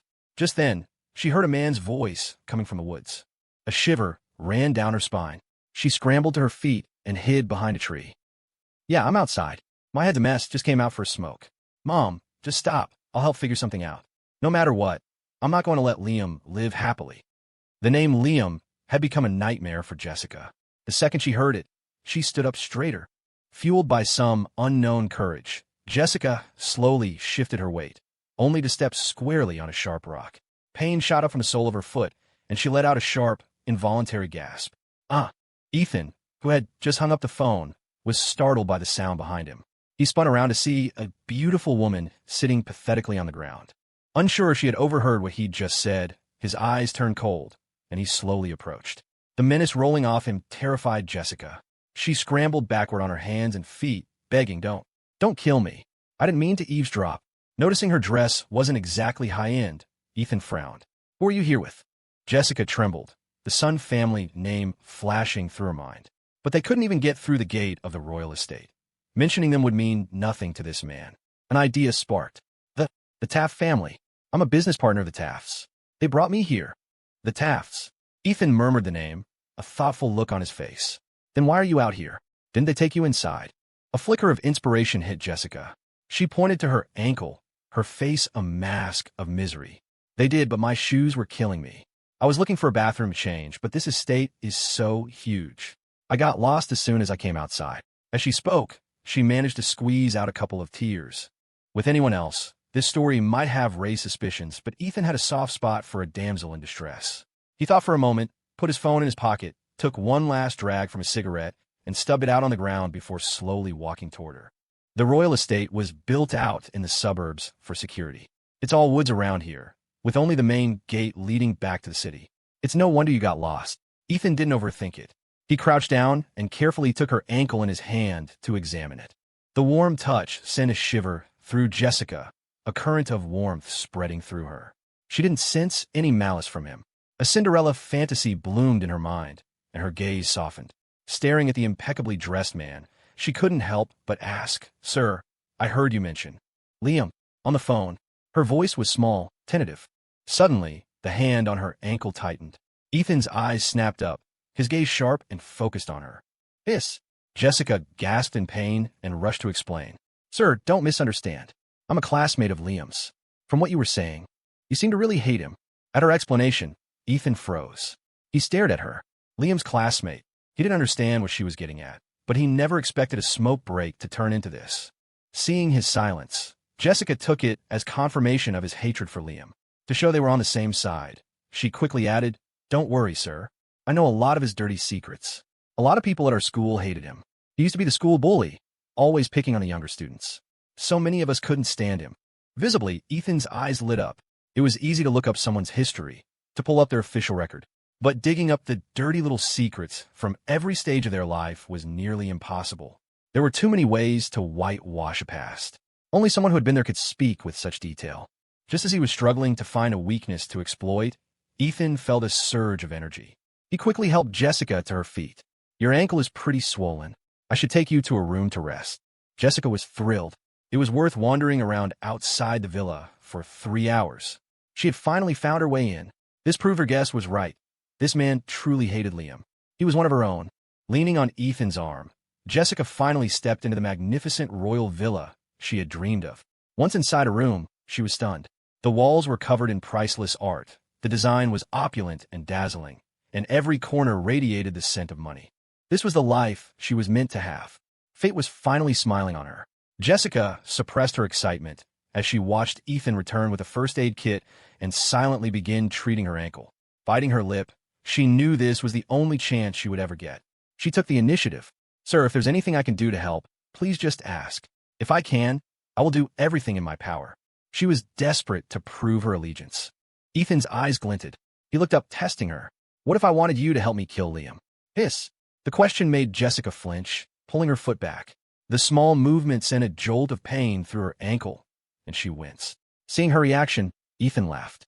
"Look at you, so timid. I was just joking. You didn't really think I was asking you to kill someone, did you?" Even he had been terrified when his mother suggested killing Liam. What normal person would do something like that, let alone a delicate young woman like the one sitting before him? He dismissed it as a joke. But when he looked up, he saw that the once demure Jessica had transformed. Her face was dark, her expression twisted with malice. She spoke through clenched teeth. "I can help you kill Liam." Ethan's eyes went wide. He stared at Jessica, unable to believe those words had come from a woman's mouth. Seeing the shock in his eyes, Jessica's mind was made up. Today, she either made Ethan fall for her or force something to happen between them. The alternative was returning to her country, to that rundown house, to being a social pariah. The first option was impossible. They had just met, and she'd already seen the guards swarming the villa. The odds of a successful seduction were practically zero. In that case, why not use this to negotiate with Ethan? Besides, her current predicament was entirely Liam's fault. She had long since grown to hate him with a passion. "I can help you kill him," Jessica said, suddenly serious. Her gaze locked on Ethan's face. "But I have conditions." Ethan didn't believe for a second she would actually do it. He thought she was just playing along, so he went with it. "All right, let's hear them. What are your conditions?" Jessica stared at him intently and stated her terms. "I want UK citizenship, and after it's done, you have to give me a substantial amount of money." Citizenship was easy for the royal family. Arranging that was a trivial matter. But the money? Ethan frowned. "How much do you want?" Jessica didn't answer directly. She just stared at him and suddenly smiled. "Sir, it's not about how much I want. It's about how much you think Liam's life is worth. That's how much I want." She was gambling. She was betting that Liam's net worth was already in the billions, a number so large she couldn't even imagine it. Otherwise, she wouldn't have so easily stumbled upon his enemy. Her response made Ethan see her in a new light. He had to admit, he hadn't expected to meet a woman this clever. If she was this sharp, maybe a contract with her wasn't such a bad idea. As long as he didn't do it himself. Outsourcing the job was the simplest solution. Even if things went south, it couldn't be traced back to him. Ethan held up a hand, showing 5 fingers.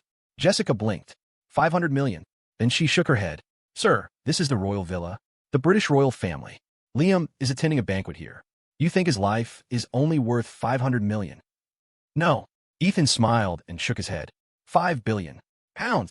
For a second, Jessica's jaw dropped. She stared at Ethan in disbelief. She had imagined Liam's net worth might reach 5 billion, but 5 billion pounds. How much was that in her currency? Her brain felt like it was short-circuiting.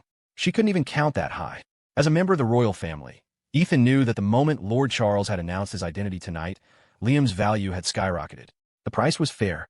For a small company, it would be enough to live on for generations. And for him, with his mother backing him, the cost was negligible. Jessica quickly composed herself. She narrowed her eyes and said coldly, Deal. But I want it in writing. Of course, Ethan said with a smile. Even if Jessica was just joking, the contract would be harmless to him if Liam didn't die. He quickly found a pen and paper and wrote out a contract of sale. When he saw Jessica sign her name without a moment's hesitation, Ethan's eyelid twitched. Could she actually be serious? As Jessica carefully folded the contract and put it in her pocket, Ethan asked out of curiosity, So, miss, how do you plan to do it?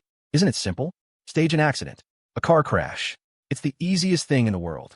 Jessica said, patting the contract happily, unable to contain her grin. Ethan's mouth twitched. If it were that easy, why would I need you?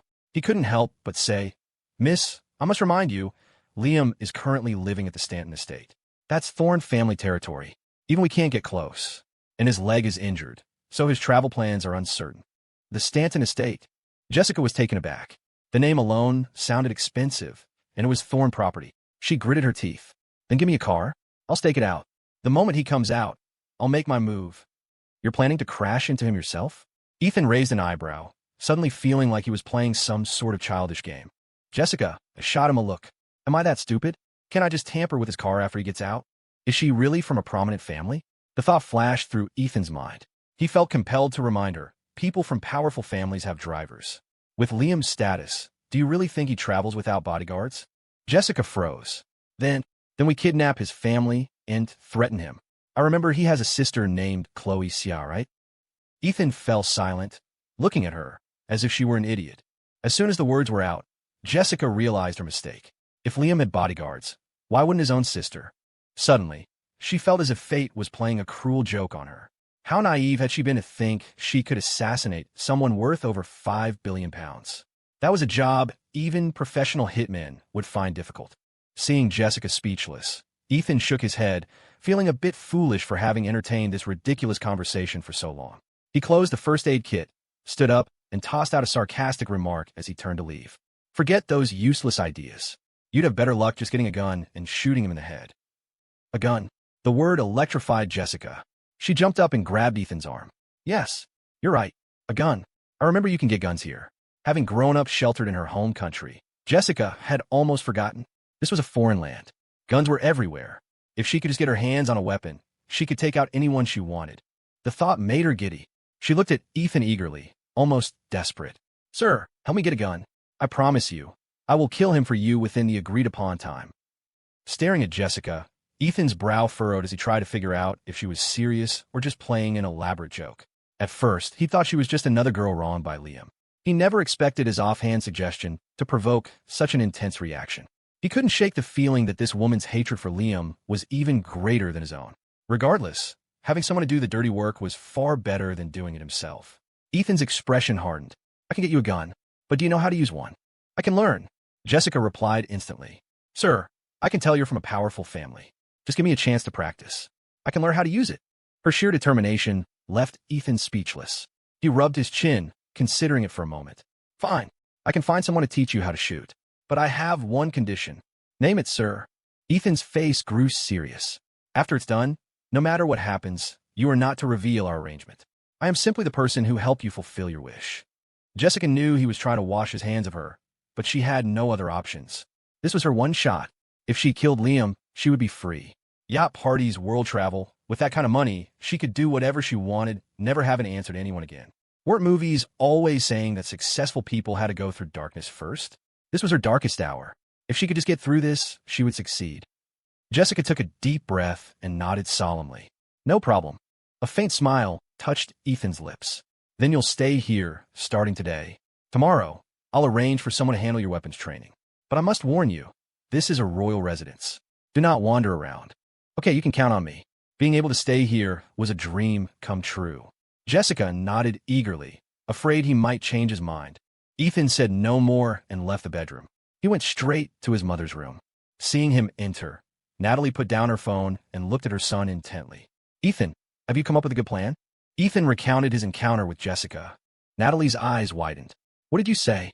You told an outsider about this. She doesn't know my identity, and from the looks of it, she hates Liam even more than we do.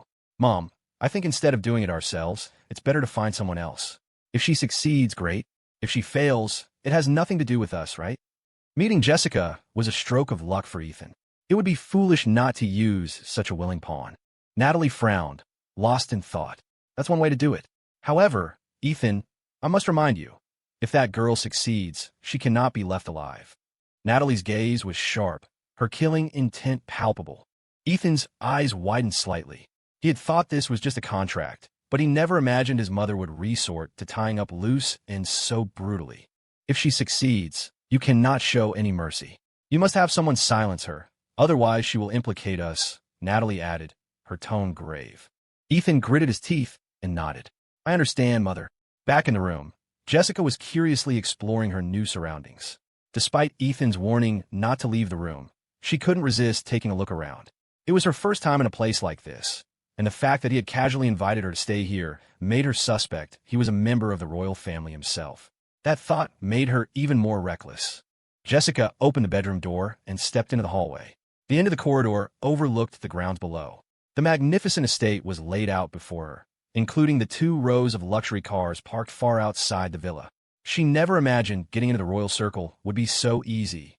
Looking at the Sun family's car in the distance, Jessica's lips curled into a smirk.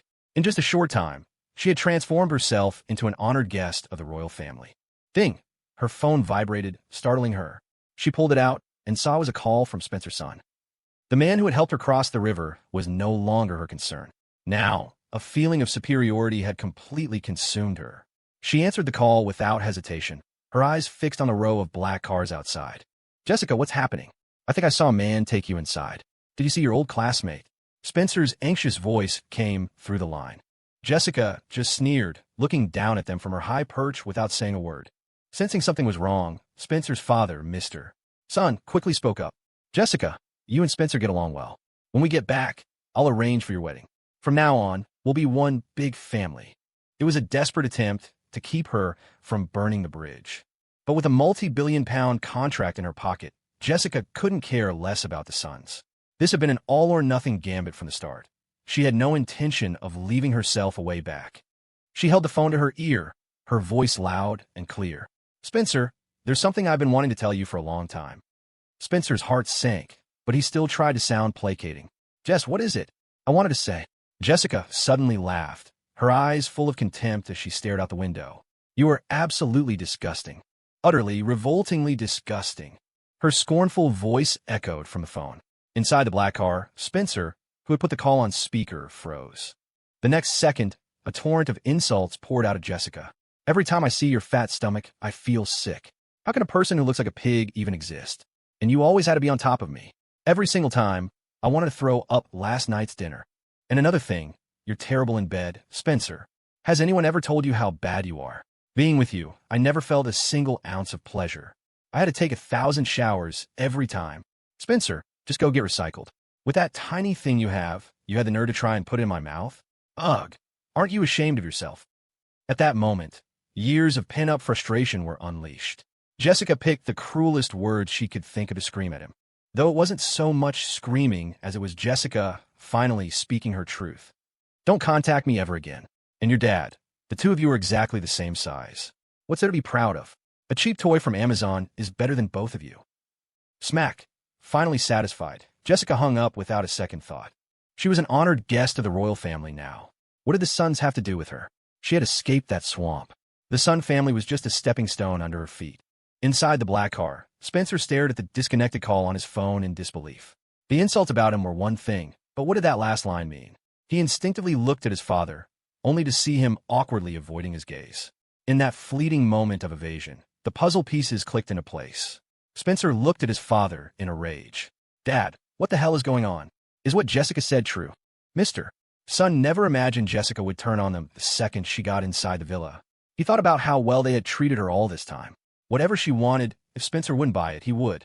But now, she had aired all their dirty laundry. Looking at Spencer's face, twisted with fury, he panicked. Spencer, listen to me. Let me explain. It's not like that. How? Spencer wasn't listening to any more explanations. He threw a punch, hitting his father square in the face. The driver, seeing this, immediately opened his door and bolted, not wanting to get caught in the crossfire. Do you sleep with every single one of my girlfriends? You animal. Spencer was livid. He threw his phone on the floor and lunged across the front seat.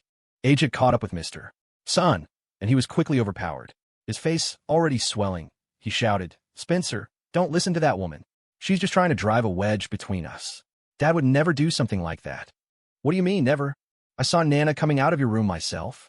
You said you were just vetting her for me. So you're the reason Nana broke up with me. It was you, you old bastard.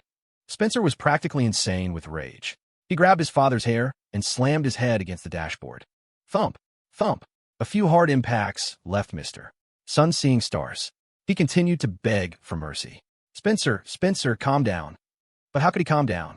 Jessica's words were echoing in his head, especially the last part. His eyes were bloodshot, his face contorted. Calm down my ass. I never thought you were this kind of person. From today on, you are no longer my father. With that, Spencer jumped out of the car. Mr. Son was bruised and beaten. As he sat up, he felt the metallic taste of blood in his nose. He grabbed a tissue to staunch the flow, scrambled out of the car, and yelled, Spencer, let me explain. But Spencer didn't look back. He ran toward the main road and jumped into the first taxi he saw.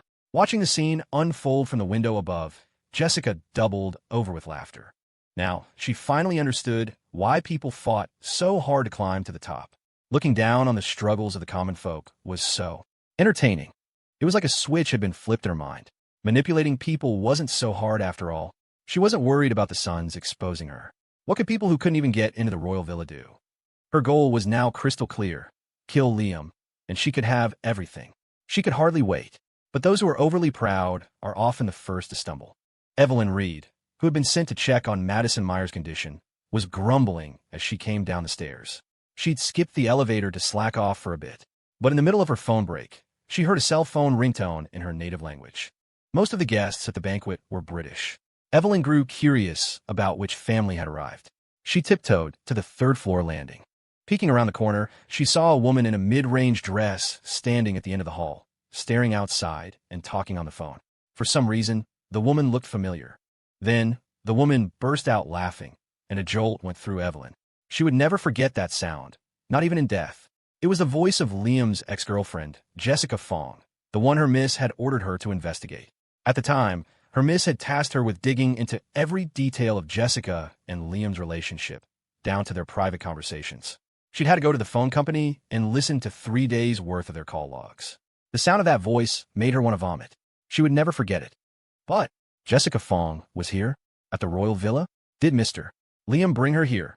The thought set off alarm bells in Evelyn's head. Thanks to a recent string of movies, her mind immediately leaped to murder plots, insurance fraud, and the classic death on the Nile. Hearing the click of high heels, Evelyn quickly ducked back. She watched as Jessica walked straight into a room off the hallway. To be able to move so freely in the royal villa, Evelyn was certain someone had to be helping her. That combined with Liam's sudden change in fortune. Everything clicked into place. Evelyn's heart pounded in her chest. She bit her lip, her eyes hardening as she made a decision. Then, she turned and left. It was past midnight when they finally left the royal residence. Lord Charles had offered them all rooms, suggesting they stay and relax for a few days. But Cassandra was pregnant, and the appearance of Natalie with Madison Meyer had left Liam on edge. For safety's sake, even though it was already the middle of the night, Liam politely declined the generous offer. It was after 1 a.m. when they returned to the Stanton estate. Cassandra, who had been dozing in the car, went straight to the bedroom and fell asleep. Liam didn't disturb her, carefully tucking her in before he left. Coming out of the bedroom, Liam saw Dr. Aiden waiting in the living room. He gave him a look, and Aiden nodded, stood up, and pushed Liam's wheelchair into the study. Once the door was closed, Liam's voice was low. Dr. Aiden, did you figure it out? Why did Miss Meyer have a sudden heart episode? Based on my tests, Miss Meyer had ingested a hormone-like substance, which caused her heart to pump blood at an accelerated rate. Dr. Aiden reported his findings factually. Liam's expression darkened as he remembered Madison drinking the wine. So, it really was the wine. Something was mixed in. Mr. Lynn, I also examined the glass Miss Meyer drank from. The amount of wine she consumed wouldn't have been enough to cause such severe respiratory distress. Therefore, I can conclude that someone added something to that glass. Something designed to heighten emotions. Dr. Aiden's tone was certain, though Liam hadn't said it outright. Aiden could guess who was behind it. Liam nodded. He finally understood why Natalie hadn't forced the issue when he didn't drink. With a drug like that, only one of them needed to consume it. Lock them in a wine cellar together, and with him unable to run. This useless leg had really messed things up. He frowned. Dr. Aiden, when will my leg be healed? Your recovery is going very well. You can start in-home physical therapy tomorrow, Dr. Aiden replied with a smile. The timing was about right. Liam nodded. Now that the news of his royal lineage was out, it was bound to make a lot of people uneasy. Natalie was certainly one of them, and Ethan even more so. They'd been enemies from the start. His top priority was to get his leg working again, to at least have the ability to fight. In that case, I'll leave the preparations to you, Dr. Aiden. When I wake up tomorrow, please come help me with my rehabilitation. No problem, Aiden agreed, glancing at the time. It's late, so I won't disturb you any further. Rest well. Good. Liam nodded, adding a final instruction. Remember to preserve all the evidence. It might come in handy later. You can count on me. As Aiden left, Liam fell into deep thought. He'd never imagined his life story would be so bizarre, but he couldn't really be blamed for the tangled mess of the previous generation's grudges. In a way, he was just another victim. But now he was committed to Cassandra. She was pregnant with his child. He had to shoulder the responsibilities of a father and a husband. He would never let anything happen to her. Lost in thought, Liam heard a noise at his study door. Since they were back at the Stanton estate, surrounded by Thorne family bodyguards on 24-hour patrol, he didn't think much of it and wheeled himself over to open it. The moment he did, a dark, hollow barrel appeared right in front of his face. Looking past the gun, he saw her. Cassandra's assistant, Evelyn Reed. Evelyn held the gun steady, pressing it to Liam's forehead as she slowly walked into the room, closing and locking the door behind her. Recognizing his assailant, Liam's confusion outweighed his fear. Miss Reed, he said, his face a mask of bewilderment. What are you doing? Evelyn didn't speak. She just stared at him intently. Her other hand, reaching back to check if the door was locked. Seeing her action, Liam remained silent, watching her and trying to figure out her motive. After a long moment of silence, Evelyn finally spoke. Liam, when did you fall in love with my miss? The question was completely out of left field. When did it start? Liam honestly couldn't say for sure. But right now, Evelyn had a gun, and he had to be honest. After a moment's thought, he answered, I don't know exactly when it started. Maybe it was when I heard about everything Cassandra did for me after I died. His mind went back to the things Chloe had told him. At first, he couldn't get over the mental block. But when he heard that Cassandra was ready to marry his statue in front of the whole world, that was the moment he had truly let go of the past. It wasn't because she was pregnant. Evelyn's voice was cold, her brow furrowed. That was part of it, I guess. But what really made me accept her was how she changed. She did so much for me, Liam answered with sincerity. Staring into his eyes, seeing that he didn't seem to be lying, Evelyn bit her lip and fell silent. Seeing her hesitation, a thought sparked in Liam's mind. Miss Reed, don't tell me you came here just to test me. If this was Cassandra's idea, it was completely unnecessary. He was sure she could see everything he was doing clearly enough. There was no need for a test like this. That meant Evelyn had seen something she shouldn't have, and her imagination had run wild. Noticing her silence, Liam was certain he was right. He asked again, Who did you see today? Evelyn's eyes darted away. She started to answer, then caught herself. Don't change the subject. I'm the one asking the questions here. I have the power in this situation. Liam couldn't help but smile wryly. The usually easy-to-fool Evelyn was being surprisingly serious. He raised his hands in a gesture of surrender. Miss Reed, whatever you want to say, just say it. I don't want there to be any more misunderstandings between us. Seeing how forthcoming he was, Evelyn took a deep breath, looked him straight in the eye, and told him what she had seen. Today, at the royal residence, I saw your ex-girlfriend, Jessica Fawn. Liam, I don't know if your feelings for my miss are genuine, but I will not allow what happens in the movies to happen to her. If you hurt her, I swear, even if you're reduced to ashes, I will find a way to scatter you to the winds. The words hit Liam like a ton of bricks. It took him a moment to process it all. Wait, hold on a second. He raised a hand, pressing it against the barrel of the gun as he tried to think. How could Jessica Fong be at the royal residence? He asked, shocked. You didn't bring her? Evelyn's eyes went wide. Liam's mouth twitched. He finally understood what she was getting at. Lady, my leg is injured, not my brain. Why would I give up a perfect wife like Cassandra to go back to her? Are you crazy, or am I? Evelyn was completely stunned. She stared at Liam, trying to read the truth in his eyes. Liam looked at her, exasperated. Seriously, you need to watch fewer movies. The fact that you could even imagine that. I'm impressed. Evelyn was silent for a moment, then slowly lowered the gun. Her cheeks flushed with embarrassment as she awkwardly changed the subject. Then what's the deal with Jessica Fong? You're asking me? I was about to ask you. Liam shot her an exasperated look. I wouldn't have even known about this if you hadn't come here and told me. So you're saying you're not planning to conspire against my miss together? Evelyn slowly holstered the gun, tapping her chin thoughtfully. Knew she was up to no good. Liam rolled his eyes. Are you serious right now? You think I'd throw away a beautiful, wealthy wife for a second helping of that disaster? Evelyn gave a sheepish laugh, awkwardly running a hand through her hair. Well, I was worried. Who knows what you're thinking? My miss is in love with you. She listens to everything you say. She's completely love-struck. As her assistant, I have to be on guard. What if you lost your mind? Hearing this, Liam looked at her as if she were an alien. He finally understood why Cassandra was always threatening to ship her off to Indonesia. If that gun had accidentally gone off just now, he'd be spending the rest of his life trying to explain himself. He let out a short, humorless laugh. So your theory is that I'd abandon my pregnant wife, trick her into having my child, and then use the child to threaten her? Evelyn had the audacity to nod. The thought did cross my mind. Liam. At that moment, words failed him. He genuinely wanted to crack open Evelyn's head and see what was inside. How could one person have such a wild imagination? I never should have saved you. I should have let Cassandra ship you all off to Indonesia. Liam said, his patience worn to a thread. Evelyn's face paled, and her voice dropped to a whisper. She wrung her hands, begging. No, I was wrong. I was just suspicious, so I came to ask. I didn't mean anything by it. It's all for my Mrs. Safety. Big brother Liam, you're the best. Please don't tell her. Before she could finish her plea, the lock on the door suddenly turned. Both of them froze. In a panic, Evelyn ducked behind Liam's wheelchair. The door swung open, revealing Cassandra, her face a mask of cold fury. Planning something behind my back again? Evelyn Reed, you really have a death wish. The moment Cassandra's voice dropped, a shiver ran down Evelyn's spine. She clutched the wheelchair handles, staring at Cassandra in utter shock. Miss, aren't you supposed to be sleeping? What? You thought I wouldn't wake up just because I was asleep? Evelyn Reed, you've got some nerve, threatening my husband right under my nose. Cassandra strode into the room, her eyes flashing with a predatory light, an aura of pure menace radiating from her. Terrified, Evelyn dropped to her knees. She looked desperately at Liam. Big brother Liam, help me. I was wrong. Help me one more time. Liam watched as Cassandra entered the room, sat on the sofa, crossed her legs, and folded her arms, her hawk-like gaze sweeping over them.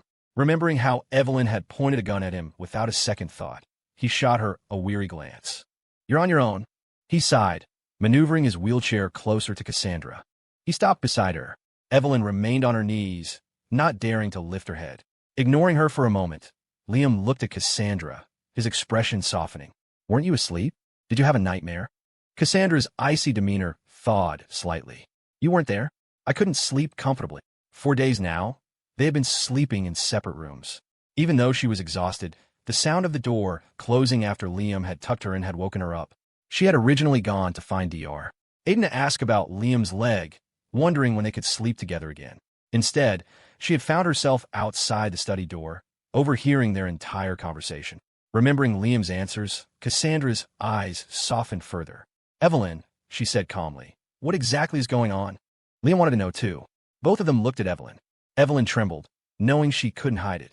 She told him everything. It's like this, miss. Today at the Royal Villa, Mr. Lynn asked me to go check on Miss Meyer. But when I got to the third-floor staircase, I saw Jessica Fong in the hallway. She quickly added a clarification. Even though I didn't see her face clearly, I'm positive it was her. You had me investigate her before, miss, so I'm very sensitive to her voice. Liam frowned slightly, watching as Cassandra looked at him questioningly. He explained, I didn't bring her there. I honestly have no idea why she would be at the royal residence.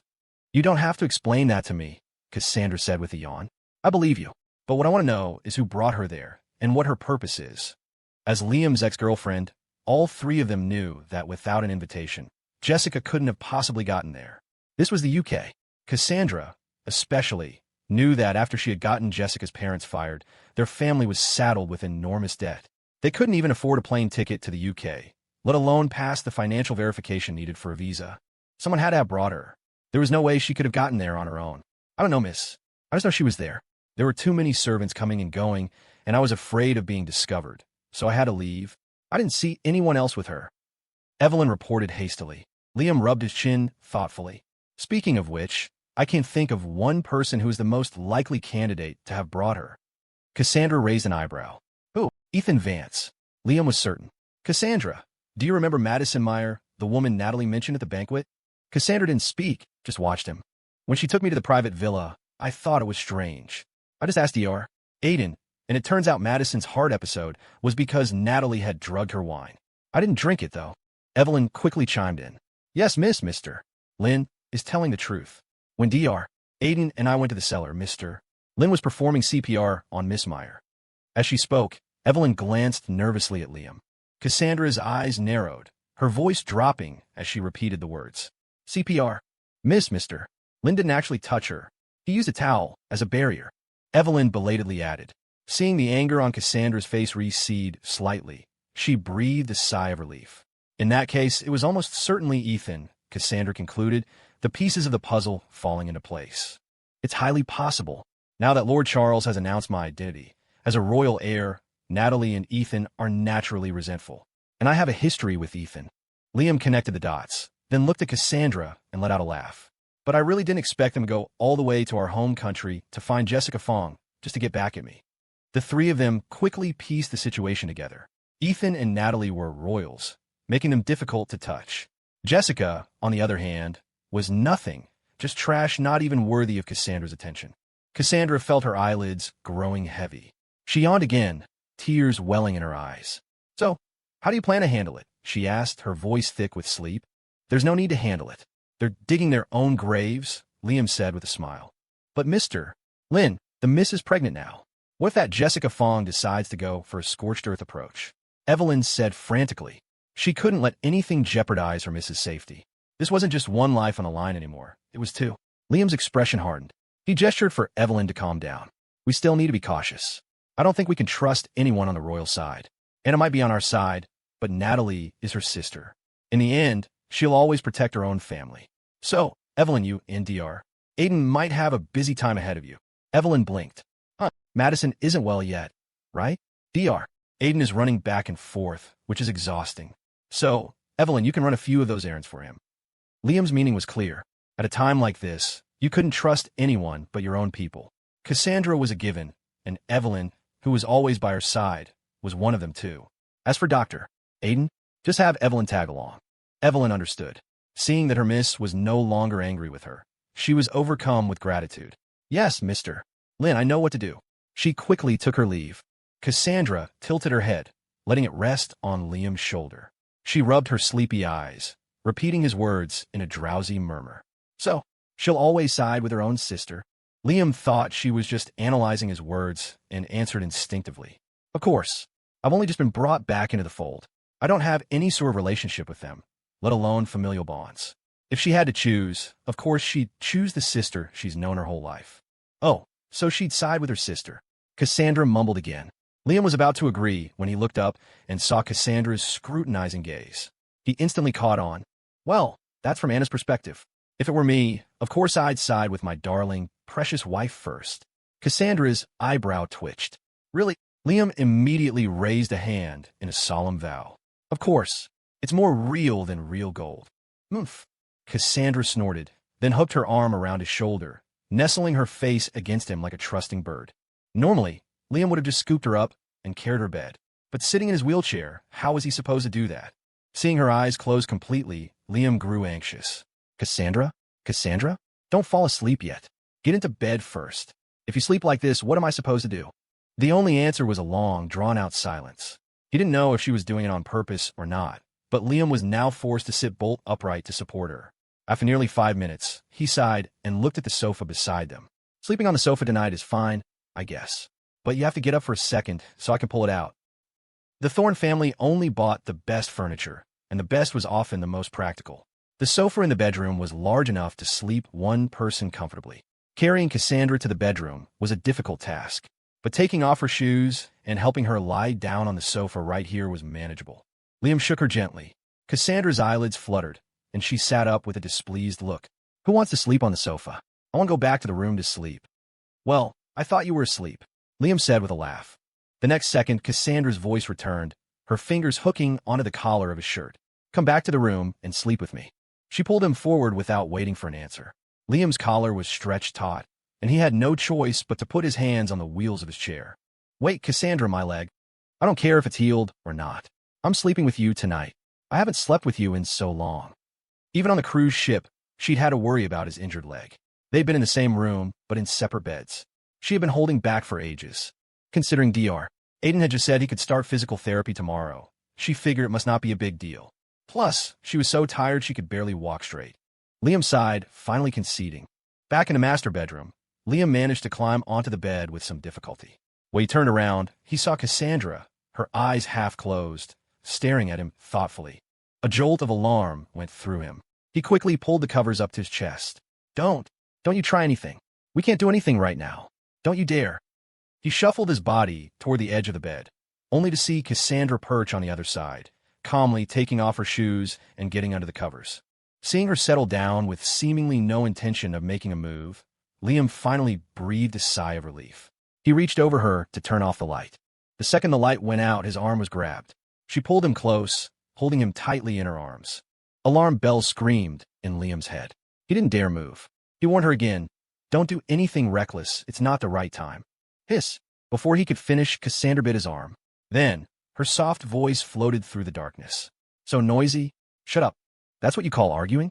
I was just worried about our health. Liam's mouth twitched, and he helplessly stroked Cassandra's head. But you can't just bite me. What if you actually broke the skin? Cassandra was having none of it. She turned her head away, her voice full of haughty pride. If I can break you just by biting, then you're weaker than I thought. Liam was caught between laughter and tears. He patted her arm gently, his voice softening. All right, I'm not going to fight with you. Go to sleep. Cassandra didn't answer. The sound of her light, even breathing, filled the silence. And just as Liam thought she was asleep, she spoke again. Is it enough just to send Evelyn and the others? Since this was Ethan's idea, I doubt Evelyn's team can get anywhere near them. Then we'll just have to roll with the punches, Liam replied. He had no idea what kind of plan they would cook up together. Cassandra frowned, her voice turning cold. How much do you know about Jessica Fong? The question landed like a punch to the gut, and a cold sweat broke out on Liam's back. Should he say he knew her well, or not at all? His current girlfriend asking about his ex, no matter how he answered, felt like a trap. The lights were off, but he could feel Cassandra's eyes boring into him, making his heart race. I wouldn't say I know her well, Liam answered honestly. It's been too long. The details are all a blur. Cassandra sounded as if she'd heard the most interesting thing in the world. She grabbed his arm tightly. Really? Of course it's true. Well, have I ever lied to you? You lied to me all the time. If I hadn't woken up just now, you and Evelyn were planning to hide this whole thing from me, weren't you? No way. I didn't even know what Evelyn was up to. I hadn't even gotten into bed before she burst in, pointing a gun at me. Scared the hell out of me. I was afraid it would go off by accident. At a time like this, self-preservation was key. Liam had no intention of saving Evelyn from Cassandra's wrath, so he spilled everything about the chaotic scene from earlier. But Cassandra's focus was elsewhere. She fell silent for a moment, thinking, then said abruptly at the gun. She paused. Speaking of which, if Jessica Fong had a gun, what do you think she'd do? What would she do? If she had a gun, she'd try to put a bullet right in my... Liam answered instinctively, but the words died in his throat as the realization hit him. He shot upright in bed, alarm bells screaming in his mind. Feeling his sudden movement, Cassandra narrowed her eyes. Exactly. What, she has a gun? With someone like Ethan Vance involved, and us being in the UK, a gun probably isn't that hard for them to get their hands on illegally. Liam was now on high alert. If Cassandra hadn't mentioned it, He would have completely overlooked that possibility.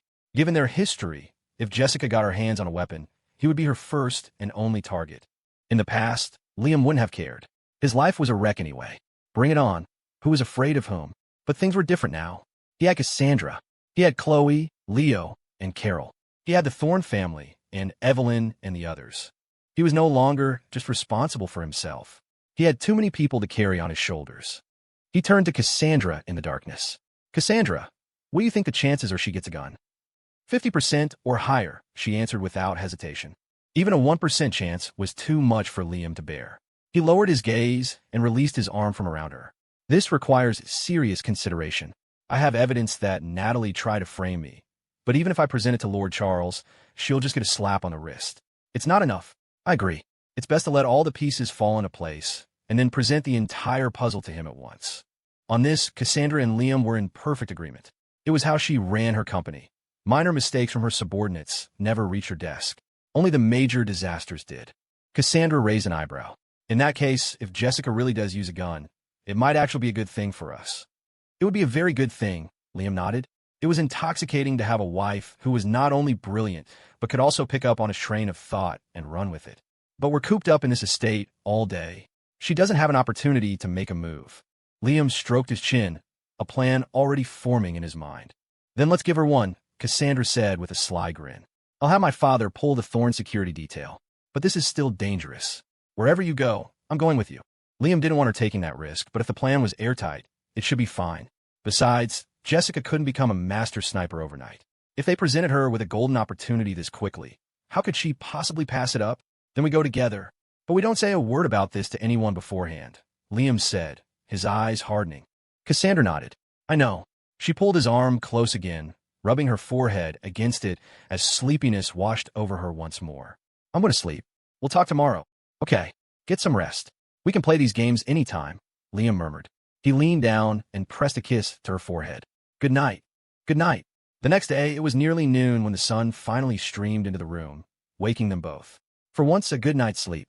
Liam opened his eyes, still groggy, to find Cassandra staring at him with a hazy look. Morning, he said with a smile. Cassandra yawned, hugged his arm for another long moment, then simply rolled over and went back to sleep. Liam's mouth twitched. He knew how exhausted she'd been lately, so he didn't disturb her. Once she was breathing deeply again, he carefully extracted his arm, slowly moved his body to the edge of the bed, and settled back into his wheelchair. After washing up, he wheeled himself out of the bedroom. Dr. Aiden was already waiting in the living room. Mr. Lynn, please have your breakfast. Afterward, I'll walk you through the details of your rehabilitation program, Dr. Aiden said with a welcoming smile, moving to Liam's side. Sounds good, Liam nodded, letting Aiden push him to the dining room. Chloe and Leo were already there, eating lunch. Seeing Liam, Leo, still covered in bruises from his training, grinned mischievously. Well, Liam, looks like it's finally your turn to suffer. You little punk, Liam laughed, then looked up to see Carol Sia, dressed and ready, coming down the stairs. Chloe, didn't we say we were going out after we ate? Why are you still here? Carol asked, looking surprised as she entered the dining room.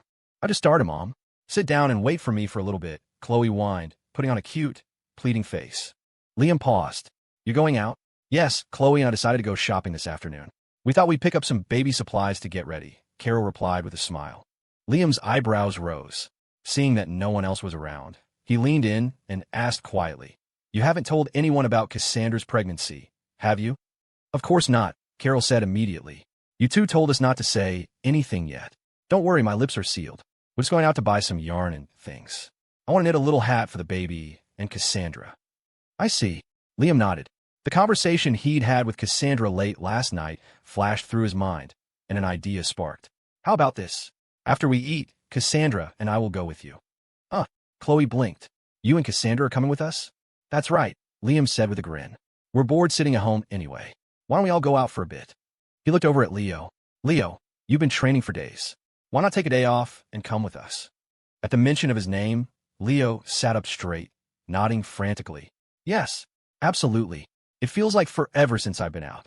I'm about to go stir crazy in here. Liam's sudden decision to join them made Chloe frown. She studied him intently. Brother Liam, are you worried something might happen to us? Having spent so much time with him, Chloe was getting good at reading his mind. Liam didn't answer, just kept his head down and ate. Seeing this, Chloe quickly added, "You and Cassandra don't have to come. After what happened last time, Mom and I promised we wouldn't leave the bodyguard site for a second." She thought he was just worried about them going out alone. But Liam, having already plotted with Cassandra, had made his decision. "No, it's not that. I'm just bored," he said, laughing it off. Though suspicious, Chloe didn't press the issue. During the meal, Cassandra woke up and joined them. After they all finished eating, the group, protected by the Thorne family security team, headed to Chinatown. Although Chinatown was home to many wealthy residents, the sight of an entire motorcade pulling up at the entrance to a shopping district still turned heads. Many people in the UK's Chinese community had heard of Liam's story, but since Chloe and Carol had never appeared in public, few recognized them. Cassandra and Liam had already agreed on their plan, so this time they didn't bother with hats or masks. The moment they stepped out of the car, they were instantly noticed. "Factory guy? Are you the factory guy from the internet?" a shopkeeper asked with a friendly grin, approaching them as they entered a store, her eyes full of curiosity. In the past, Cassandra would have either bought out the entire store or had the whole street shut down, leaving only a few professional staff to serve them. But today, for the sake of their plan, she did no such thing. This allowed a crowd to get a close-up look at Liam and Cassandra. They were a stunning couple, a perfect match. People immediately took out their phones, snapping pictures and posting them online. Rarely exposed to such a large crowd, Cassandra was visibly flustered. Though she kept a cold expression, she could feel the intense energy of the people around her. She turned to Carol. "Auntie, please pick out whatever you like."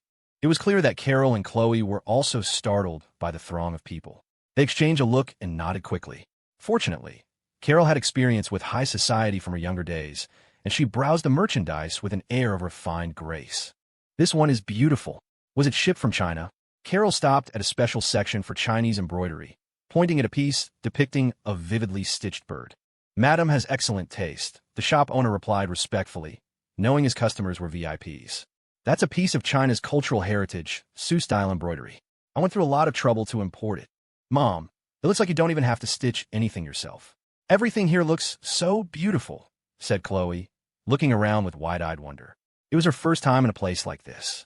A shop in Chinatown that proudly advertised authentic Sioux embroidery, catering to the wealthy, was unlikely to be fake. If they sold counterfeits, their reputation would be ruined instantly. Carol knew a little about the art form and could tell these were masterworks. However, the price tag was staggering. The one she was pointing at, titled Autumn River, was priced at £80,000. Whoa! Seeing the price, Chloe sucked in a sharp breath. She instinctively tugged on Carol's arm and whispered, "Mom, that's so expensive. $80,000 for a piece of cloth." Sioux embroidery is usually in this price range. It would be a bit cheaper back home, the shop owner, who had overheard her, explained with a smile. "We'll take it. Wrap it up for us," Cassandra said without a second thought. Right away, knowing he was dealing with big spenders, the owner beamed and carefully took the piece down to be packaged. This was how the rich shopped. No haggling, just pointing at what they liked. In a short time, Cassandra had selected several pieces, the bill already climbing past £500,000, yet she didn't even blink. Liam watched the spree, his eyelids twitching.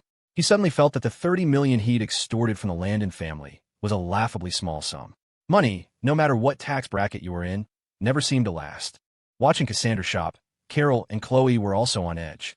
In the span of a few minutes and a few casual conversations, their total had surpassed £1 million. When they saw Cassandra's eyes land on a white jade fan worth $300,000 and a pair of blue and white porcelain bowls priced at $200,000, they both silently wiped the sweat from their foreheads. Shopping was a woman's natural instinct. Though Cassandra was a little uncomfortable with the crowd at first, after a few purchases, she was fully immersed.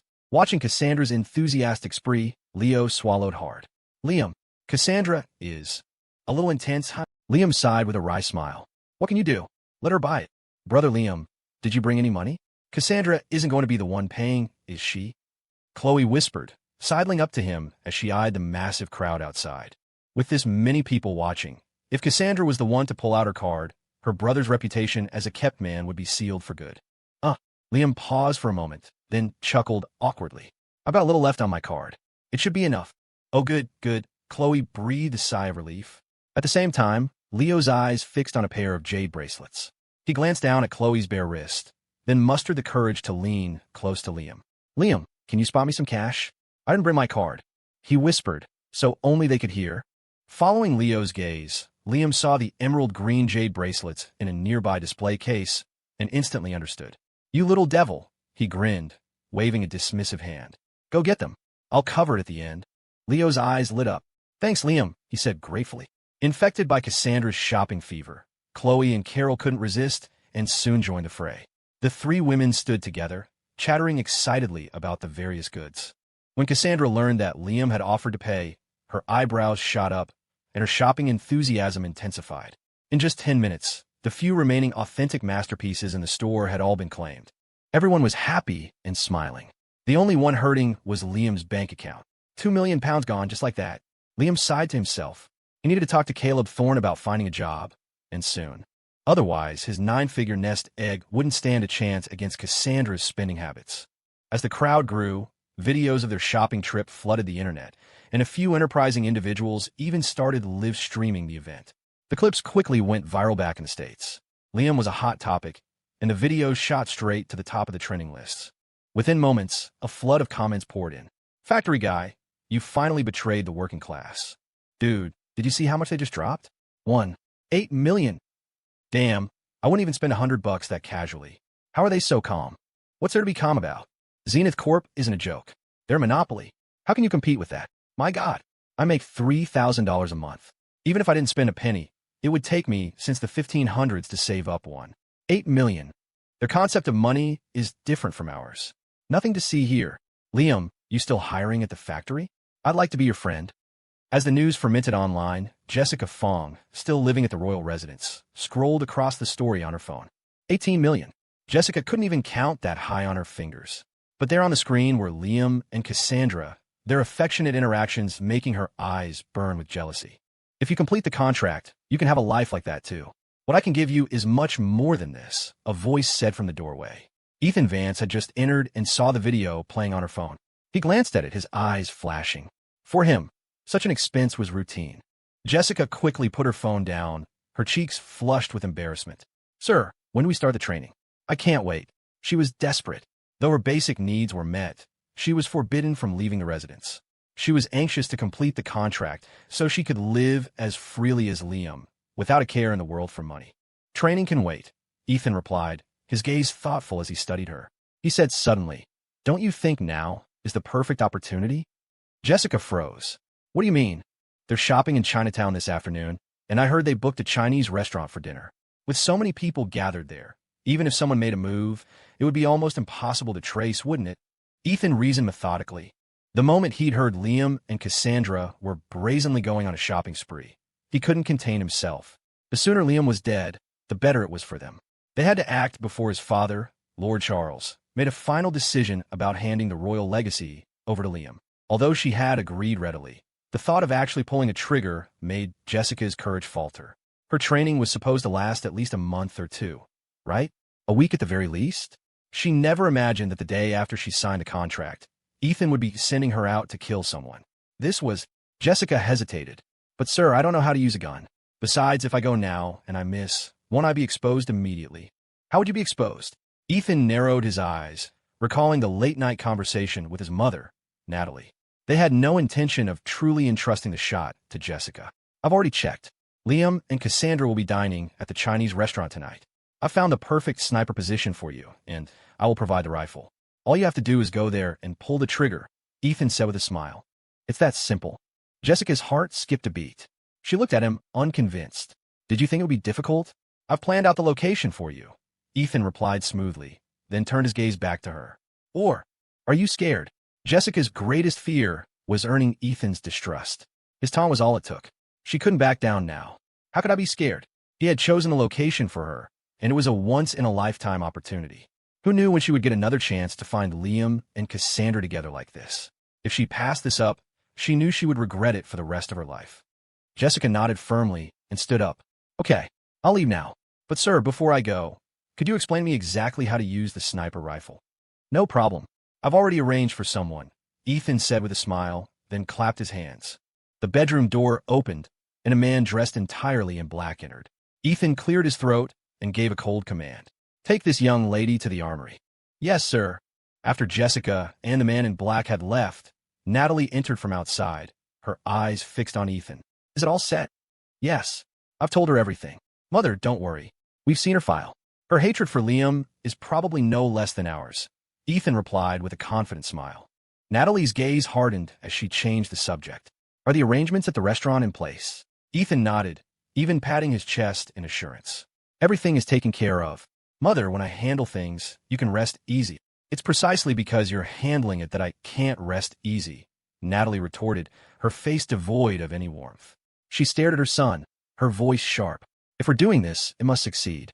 I don't want to see Liam alive ever again. He won't be. I sent one of my own men as backup. Even if Jessica fails, he won't. After it's done, we'll pin all the blame on her. That was your plan from last night, wasn't it? Ethan repeated their scheme with a grin. Their plan was simple. A second sniper was positioned near Jessica's location, just in case her aim was off. It was Natalie who had reminded him of this necessity. After all, even if they used Jessica as a scapegoat, an incident like this would put Liam and Cassandra on high alert. Future opportunities will be scarce. It was best to end this as quickly as possible. Natalie gave her son a long, deep look, then said no more. She glanced at the time. It's about time. We should notify the media outlets. Right? Are you sure this will really draw them out? Cassandra asked, back in the car. Her eyes narrowed as she studied Liam. It should. We made such a big show of coming out here. They definitely know. I don't think they'll pass up an opportunity this good, Liam replied, glancing at the swarming crowds outside the window. They had accidentally let slip their dinner reservation at the restaurant during their shopping trip. If their opponents ignored a setup this perfect, they were more pathetic than he thought. Seeing the doubt still lingering in Cassandra's eyes, Liam added with a smile, even if it's not today, we'll do it again tomorrow and the day after. We'll go on a public shopping spree for days on end. I refuse to believe they can resist. If they wouldn't take the bait he was dangling, then there was nothing more he could do. Cassandra raised her eyelids slightly and nodded. All right, we'll do it your way. Haley, let's go. In the driver's seat, Haley Lou, though she couldn't understand what her boss and Liam were plotting, could guess they were up to something. She didn't hesitate and started the car. The entire motorcade moved smoothly through the streets of Chinatown. A few minutes later, Haley pulled up in front of a Chinese restaurant. They had called ahead, and the owner was already waiting to greet them. He and his staff welcomed them in with beaming smiles. Brother Liam, are we eating in the same room? Why did you book two? Chloe asked, confused, as the owner explained the reservations. What's the fun in all being together? Chloe, come here, Liam said with a grin, beckoning her over. Chloe walked over, suspicious. When Liam gestured for her to lean in, she bent down and put her ear close to his. I saw Leo buy something earlier. I think it's a gift for you, Liam whispered. Your mom will be there too. It's a perfect chance for the three of you to chat, right? Forget everything else. The moment she heard Leo had bought her a gift, Chloe instinctively glanced over at him. Seeing him looking around with a clueless expression, she blushed. Well, we still don't have to eat in separate rooms. If you and Cassandra were there, you could help me out. Chloe's face was beet red. She clearly had no idea how to handle the situation. Liam chuckled. But if we're there, your mom's attention will be all on us, won't it? Excuses were easy to find. His words hit home, and Chloe instantly understood. It was true. Whenever Liam was around, her mother's focus shifted completely away from her. Chloe didn't mind. Her brother had been lost for years, so of course her mother doted on him, especially now that his wife was pregnant. But it meant that she and Leo never got her mother's full attention. If this kept up, who knew when they would ever get her blessing to be together? Realizing this was her brother's way of creating an opportunity for them, she brightened. Okay, Brother Liam, I'll go get Mom. The three of us will have dinner, and you and Cassandra can have a romantic date. She agreed excitedly and scurried over to Carol's side. When she heard Liam and Cassandra wanted some time alone, Carol happily agreed without a second thought. Who would want to be a third wheel when two people were so clearly in love? So, Carol's group went to a private room on the first floor, while Liam and Cassandra were led by a waiter to a room on the third. We were in a rush, so Evelyn only had time to dress up two dummies. But if their sniper position is where we think it is, their backs will be to them. They shouldn't be able to tell the difference, Cassandra said, pointing to the figures they had already placed inside as they opened the door. It'll do. They won't have a perfect line of sight anyway. They'll have to aim for the head, and with their backs turned, they won't see the details, Liam said, nodding at the setup on the sofa facing away from the window. Okay. Cassandra nodded gently and pushed Liam's wheelchair down the hall to another private room. Now, all they had to do was wait for Jessica Fong to appear. As evening approached, Jessica, having received a crash course in using a sniper rifle, arrived at the building across from the restaurant, just as Ethan had instructed. He hadn't lied. The path up was clear. The attic door was rusted and weathered, a clear sign it hadn't been opened in a long time. Jessica pulled the key from her pocket and opened the door. It was exactly as she had imagined, like a sniper's nest from a movie. The entire attic was dilapidated, with only a small window offering a view of the restaurant across the street. Once the window was open, the line of sight was perfect. Jessica's heart soared. It was true. The people you associate with determine the places you go. She took a deep breath and opened the case she was carrying. The sniper rifle inside sent a thrill through her. In her 20-some years of life, it was the first time she had ever touched something like this. At that moment, she was immensely grateful she hadn't given up, that she had fought so desperately. Once she cleared this hurdle, her life would be like the people dining below, free and never again worried about money. Jessica took another deep breath, her hands irresistibly drawn to the gun. The cold, solid touch sent a shiver down her spine. Soon, just one shot, and she could walk out of this grimy place for good. You were right. They didn't pass up the opportunity. Hanging up the phone, Cassandra looked at Liam, a hint of surprise in her eyes. Liam's heart tightened. What's the situation? Palmer said Jessica did arrive by car, carrying a black case.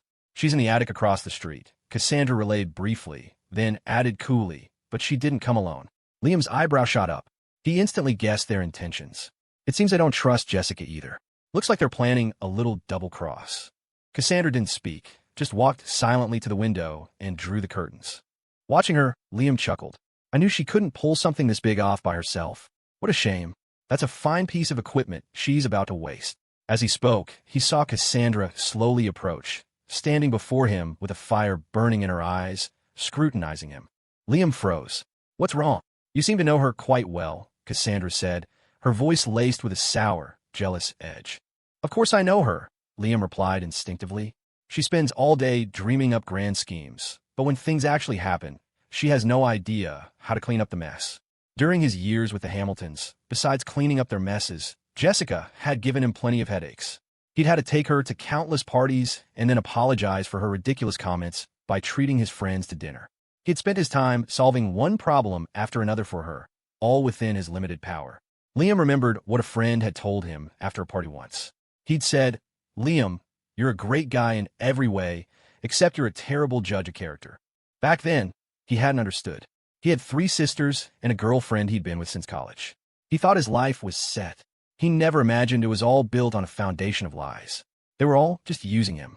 In all those years, he had never once thought of himself. But he had woken up now. It wasn't too late. His life was just beginning. Liam's trip down memory lane was cut short by a sharp tug. He looked up to see Cassandra's eyes blazing with anger. She had grabbed his collar with one hand, forcing him to meet her gaze. You dare admit it. It seems you really haven't forgotten her. It was no longer just a hint of jealousy. Cassandra's rage was written all over her face. It felt as if he dared to say yes. She would skin him alive and devour him. But Liam had always been direct. Even at a moment like this, he didn't want to lie. Knowing her doesn't mean I haven't forgotten her, he said with utter sincerity. Cassandra, if you spend years with someone and still can't figure out their personality, wouldn't that make you pretty useless? Cassandra hated lies, but when Liam told the truth, she found that while she was still angry, she couldn't refute his logic. She had to admit she agreed with his theory. She stared at him intently for several seconds before finally releasing her grip. After this is over, I never want to hear the name Jessica Fong from your mouth again, she said, her voice dropping to an icy, final threat. Liam chuckled. When have you ever heard me mention her before? Besides, if Lord Charles hadn't insisted on announcing my identity to the world, I wouldn't have attracted all this trouble. I find it disgusting, too. Oomph. Cassandra snorted and pulled a chair over to sit down. Seeing her pouty yet adorable expression, Liam couldn't help but laugh. He wheeled himself over to her side. All right, the net has been cast. Let's just sit back and watch them dig their own graves. As he spoke, he placed his hand on her abdomen, his voice instantly softening. It's almost 4 months, right? Feeling the warmth of his hand, Cassandra blushed and nodded. I think so. Liam's gaze softened, tinged with apology. I'm sorry. I haven't been strong enough. You're 4 months pregnant, and I'm still making you run around with me like this. He had felt uneasy about it for a while. His wife was pregnant, yet she had to accompany him in this charade, dealing with people who wanted him dead. He hadn't been considered enough. Hearing his words, Cassandra bit her lip. She glanced at him, hearing his apology again. Although her first instinct was to say she was doing it willingly, seeing the look in his eyes gave her a strange feeling. You can't say that. I've done a lot of things wrong in the past, too. Cassandra's tone softened, her expression melting. Doing this is nothing. As long as I'm with you, just don't hide things from me. God knew how terrified she had been in the past when Liam, under the guise of protecting her, had kept secrets, only for accidents to happen repeatedly. She was always afraid that she would never see him again, always feeling that their time together was too short, always feeling lost because of his lack of trust. At this moment, she was almost grateful to Jessica for orchestrating this. If not for this incident, she would never have known just how deeply Liam already trusted her. The atmosphere hung in the air for a moment.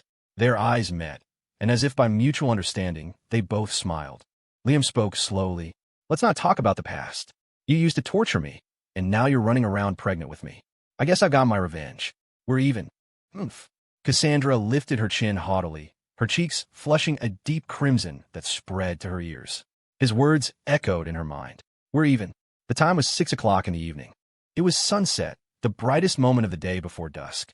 Jessica checked her phone. She knew that soon, the sun would dip below the horizon, and the light would only get worse.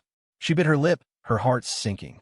Closing her eyes, she took a deep breath, then snapped them open, a look of grim determination on her face as she raised the sniper rifle. Jessica, who had been pampered at home her whole life, nearly lost her balance, just lifting the weapon. There hadn't been enough time. She had no professional training. Just holding the gun was this difficult. She had no idea if she could handle the recoil when she fired. But wealth and glory were right in front of her. Images of her parents' cold stares and her brother's ridicule flashed through her mind. She clenched her jaw. If she could pull this off, she would get everything she wanted. Then, her family would look at her with completely different eyes. Success or failure hinged on this one moment. Jessica took another deep breath and rested the rifle on the windowsill. Following the instructions she had been given, she chambered around. She was secretly grateful that the man Ethan had sent knew she wouldn't learn to assemble the weapon in time. He had put it together for her and placed it in the case. All she had to do was load it. She leaned forward, pressing her eye to the scope. The image of the restaurant across the street instantly filled her view. Ethan had chosen the perfect spot. She didn't even have to search for the room. The moment she looked through the scope, she saw two heads moving in front of the third-floor window. They were facing away from her, but their hair was identical to what she had seen in the videos of Liam and Cassandra. As the figures moved, Jessica's eyes darkened. Still have the appetite for dinner, Liam? You're about to die, she sneered, aiming for Liam's head. She moved her finger to the trigger, her eyes darting to the time on her phone. Ethan had told her to fire at exactly 6:10 p.m. The wind speed and light at that time were perfect for an evening shot. 6:09. She counted down the seconds in her head. When she reached 59, she gritted her teeth and, without hesitation, pulled the trigger. Bang! A deafening roar echoed through the attic. The recoil sent Jessica stumbling backward, landing hard on the floor. Her ears rang, and she sat there in a daze, a look of pure shock on her face. She made her move. The moment the gunshot rang out, Liam's eyes hardened. He turned quickly to Cassandra. Cassandra, your people can go in now. Okay, Cassandra replied, her fingers flying across her phone to give the order. At the same time, she said, there were 2 shots.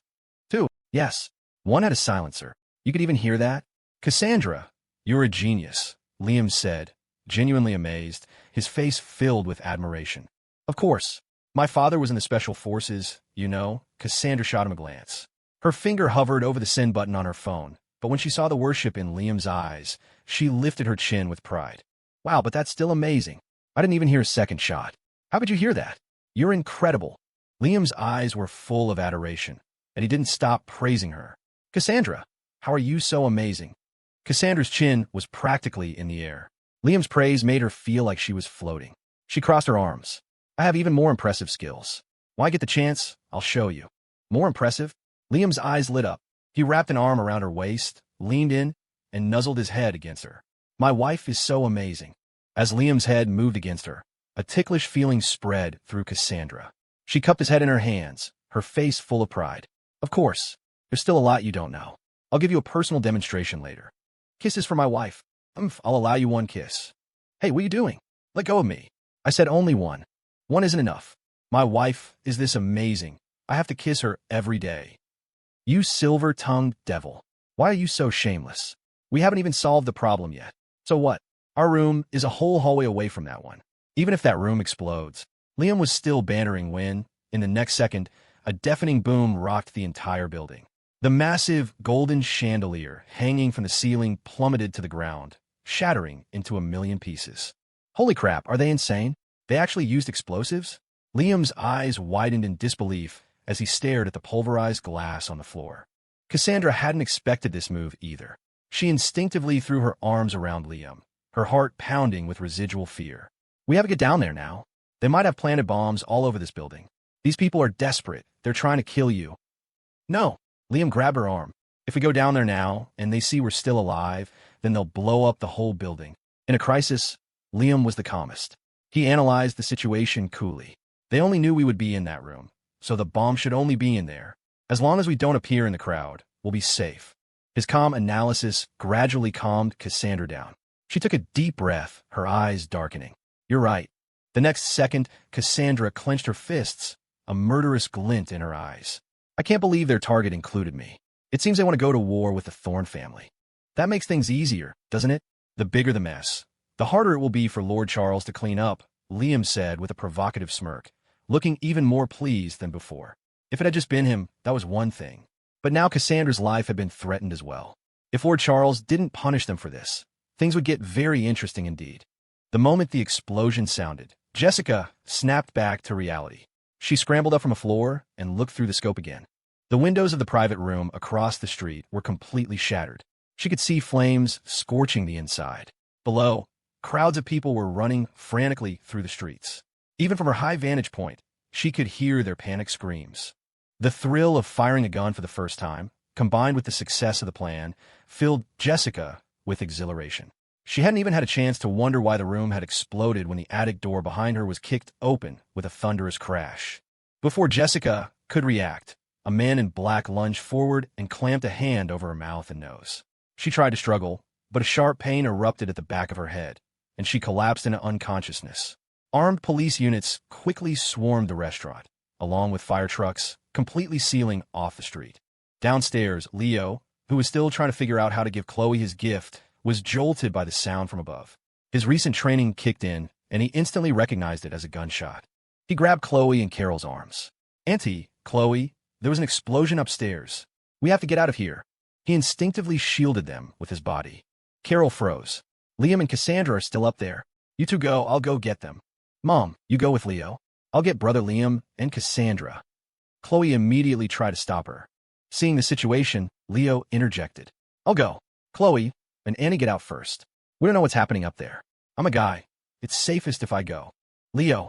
Chloe's eyes instantly turned red. Don't cry, Leo said quickly. Liam has incredible luck. He'll be fine. I'll go check on them. You two go outside. The police are already here. It's safe out there. With that, he turned and dashed out of the room. Chloe tried to follow, but Carol grabbed her arm. Mom, what are you doing? Let me go. What if there's more danger upstairs? What about Leo and my brother and Cassandra? I have to go see. Chloe cried, desperate. Chloe, calm down. Carol remained rational. She held Chloe's arm tightly, her voice firm. If we go up there now, we'll just be in the way. If something really is happening, won't we be captured just as easily? Listen to me. We go outside first. Haley and the others are out there. We need a rendezvous with the Thorne family security. In a crisis, Carol was surprisingly level-headed. She had heard about Chloe's previous kidnapping, how she had been used to threaten Liam. Right now, they didn't know the full situation. If this commotion was orchestrated by their enemies, going upstairs would be like walking into a trap. Leo's connection to them wasn't as deep. Even if someone was targeting Liam, they were less likely to abduct him. Hearing her mother's reasoning, Chloe gradually calmed down. Her face was pale as she nodded. Okay, we'll go outside first and meet up with the bodyguards. That's right, Carol nodded, pulling Chloe along as they joined the stream of fleeing diners. Outside, the police had set up a cordon. The two of them slipped into the crowd and escaped, meeting Haley at the other end of the street. The moment they saw her, Haley rushed over, her face fraught with anxiety. Where are the boss and Mr. Lynn? We don't know. We weren't in the same room, Carol answered quickly. Seeing the Thorne bodyguards nearby, her pounding heart finally settled a bit. She turned to Haley. Haley, do you know what's going on? I have no idea. Haley shook her head, her expression worried. The boss didn't tell me anything beforehand. She just said she and Mr. Lynn were coming here for dinner. I never thought something like this would happen. As she spoke, she saw the worry on Carol and Chloe's faces and quickly tried to comfort them. Ma'am, Miss Chloe, don't worry. This isn't like back home. Riots can happen here sometimes. Maybe it was caused by someone else. But the timing is too coincidental. How could something be this coincidental? Carol wasn't reassured at all. If she had known this would happen, she never would have agreed to eat separately. Now she and Chloe were safe, but Liam and Cassandra were missing. Seeing Chloe on the verge of tears, Carol took a deep breath. She knew if she showed her panic, Chloe would only become more frantic. She forced herself to be strong. Chloe, don't worry. Your brother and Cassandra are so smart. They'll be okay. We'll just wait in the car. But Cassandra's pregnant, and brother Liam's leg isn't healed yet. Without us, how are they supposed to get down? Chloe's eyes were red, tears welling up. With the explosion, the elevators would be out of service. How could they get down the stairs?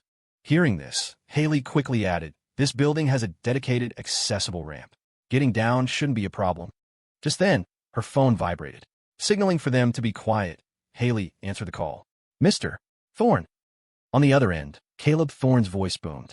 I heard there was an explosion in Chinatown. I can't reach Cassandra. Haley, what is going on? Are Cassandra and Liam with you? Haley bit her lip, her face pale. The boss and Mr. Lynn. Where are they? Haley, weren't you with Cassandra? This time, it was Catherine Thorne's frantic voice, trembling with panic. Haley's heart lurched. She clenched her jaw. The explosion. It was at the place where the boss and Mr. Lynn were having dinner. What? Catherine's vision went black, and she nearly fainted.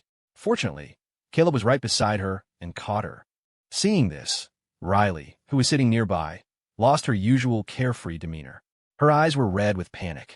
Mom, what did Haley say? What happened to my sister and brother-in-law? Overcome with anxiety, Catherine couldn't even speak. Caleb remained relatively calm. He took the phone from her and asked Haley, are Cassandra and Liam still inside? Yes. We're downstairs. Mrs. Xia and Miss Chloe are with me, but we haven't seen the boss or Mr. Lynn. They said Leo went up to look for them.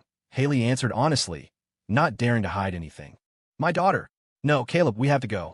Evelyn, get the car ready now. I have to go right now. Catherine pushed herself up, her face ashen, pointing at Evelyn, insisting they leave immediately. Catherine, calm down first.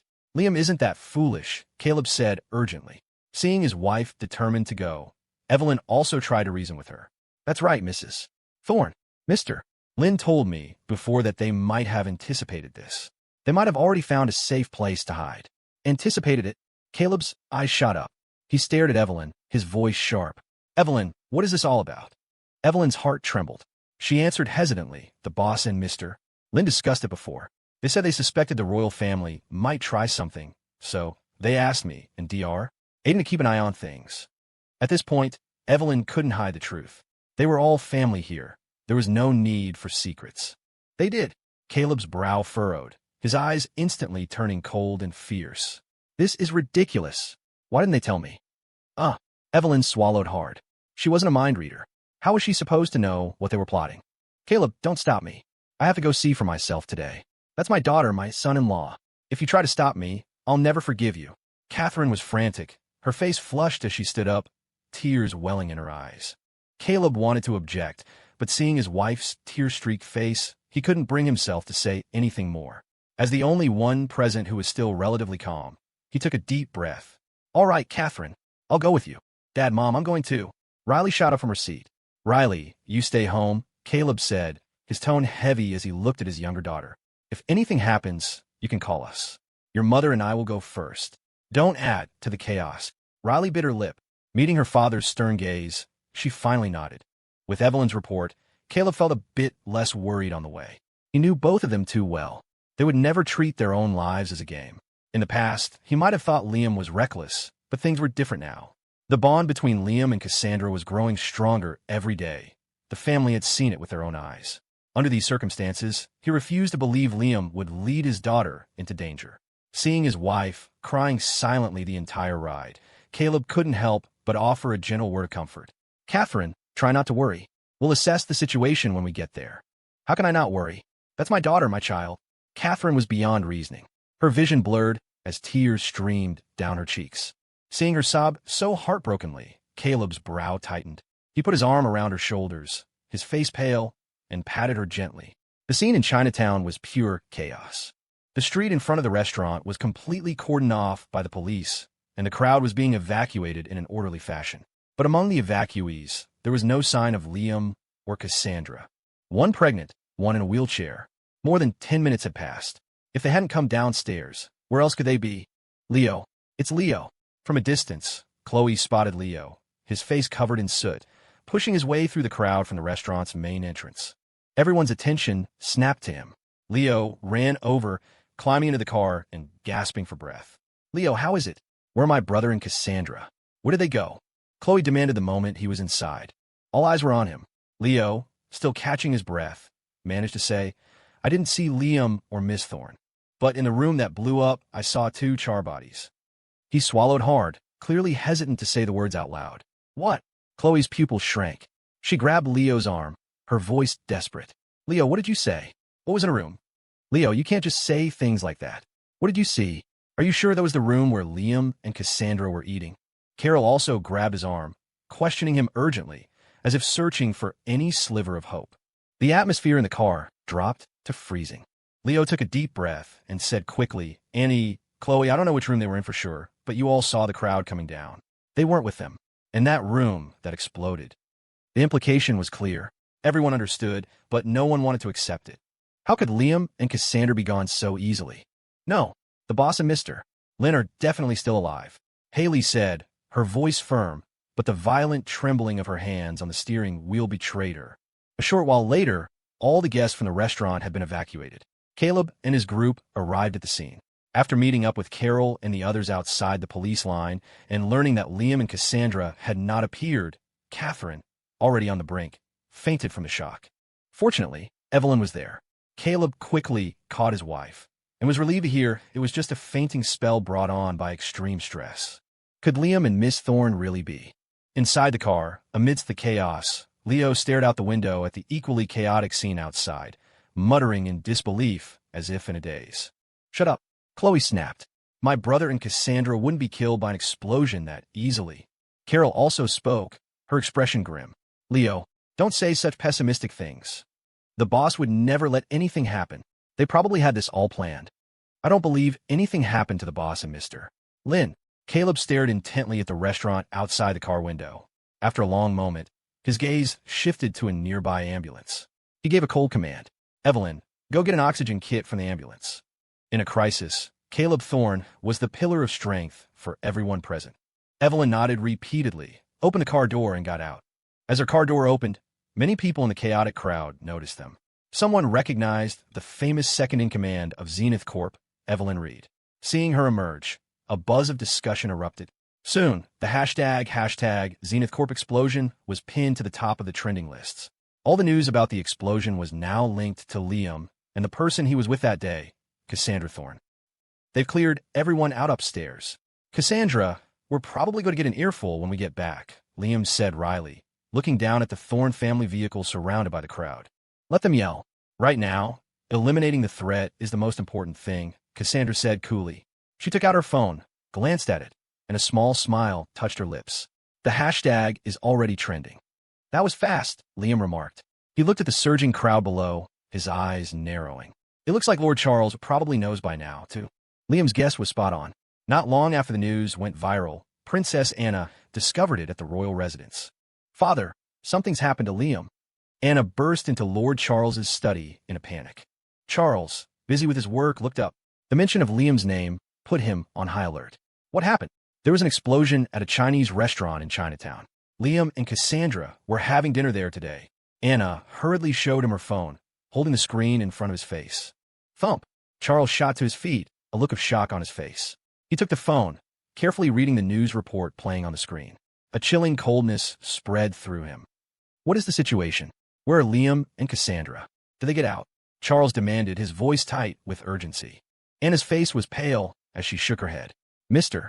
and Mrs. Thorne have already gone to the scene. Mrs. Thorne fainted when she got there. From the looks of it, I'm afraid. If Liam and Cassandra were fine, Catherine Thorne wouldn't have fainted, and Caleb, who was right beside her, wouldn't look so tense if he knew they were safe. But according to the live media reports, both the Thorne and Xia families were fraught with anxiety. Under these circumstances, it was highly likely something terrible had happened to Liam and Cassandra. Charles understood the implication. His vision swam, his face turning ashen. Quickly, investigate. Find out what happened. Find out who did this. From the moment he had made Liam's identity public, Charles had worried something like this might happen. But he never imagined it would come so soon, or that someone would actually dare to defy the royal family so brazenly. He had just found the son he shared with Eleanor. If anything happened to him now, if the children were put in danger because of his decision, he would never be able to forgive himself. Knowing how anxious Charles was, Anna quickly replied, "I've already sent a lead and his team to investigate. The scene has been cordoned off. I'll tell the chief inspector in charge to report back the moment there's any news. They can't be harmed. Anna, Liam, and Cassandra absolutely cannot be harmed."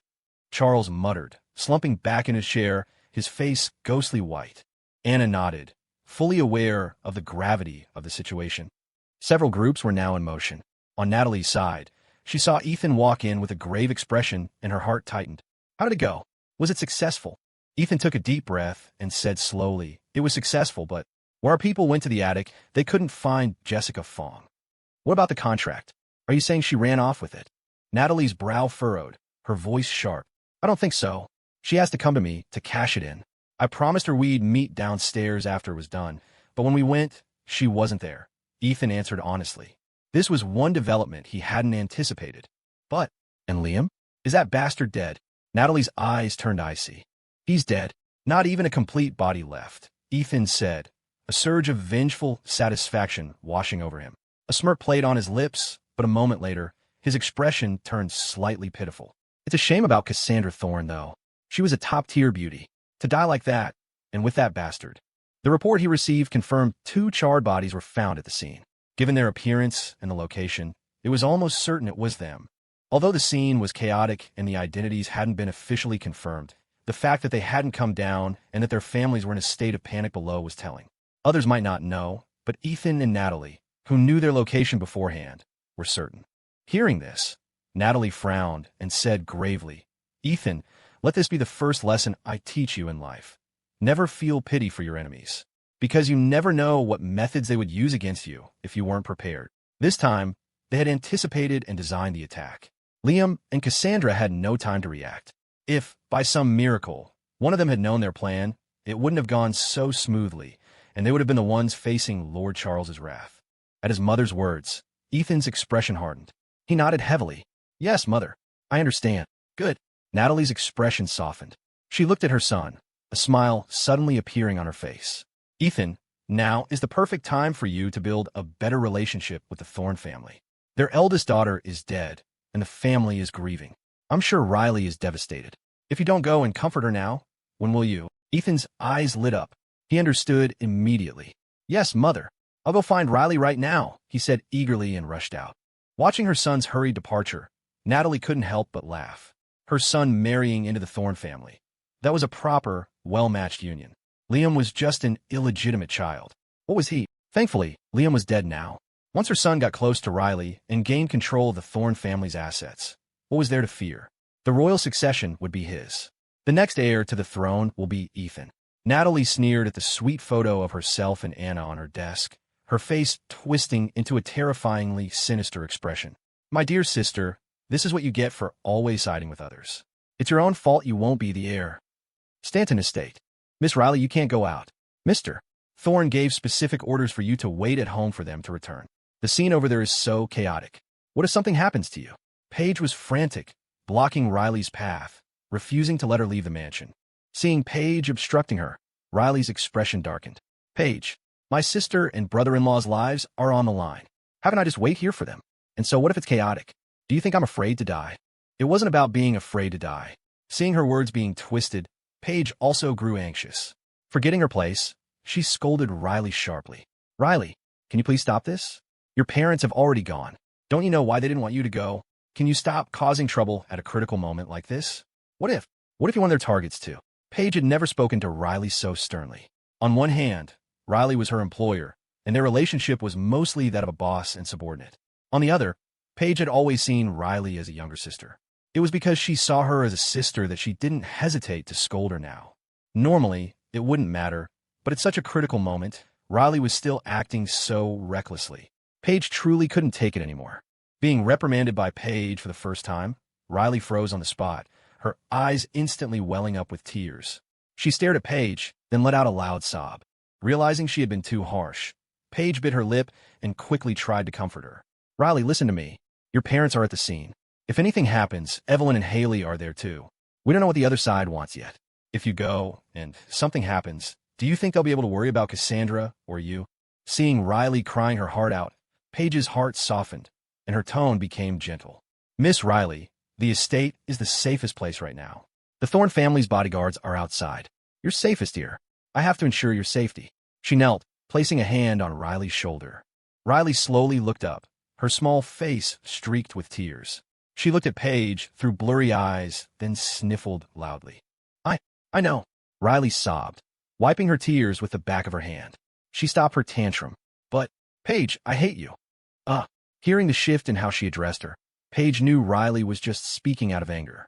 Faced with this usually pampered young woman, Paige couldn't maintain her stern tone. All right, I know you hate me. Let's go sit over there, okay? I'll wait with you. We'll wait for your father to come back, and then we can go out, all right? Though her expression was one of reluctance, Riley obediently stood up and followed Paige to the sofa. Seeing Riley sobbing uncontrollably, Paige sighed. She was about to get her a glass of water when a maid rushed in. Miss, a car has arrived. They say it's a friend of Miss Thorne's, a Mr. Ethan Vance. Should we let him in? The maid asked anxiously, holding her phone, clearly on a call with the guards at the gate.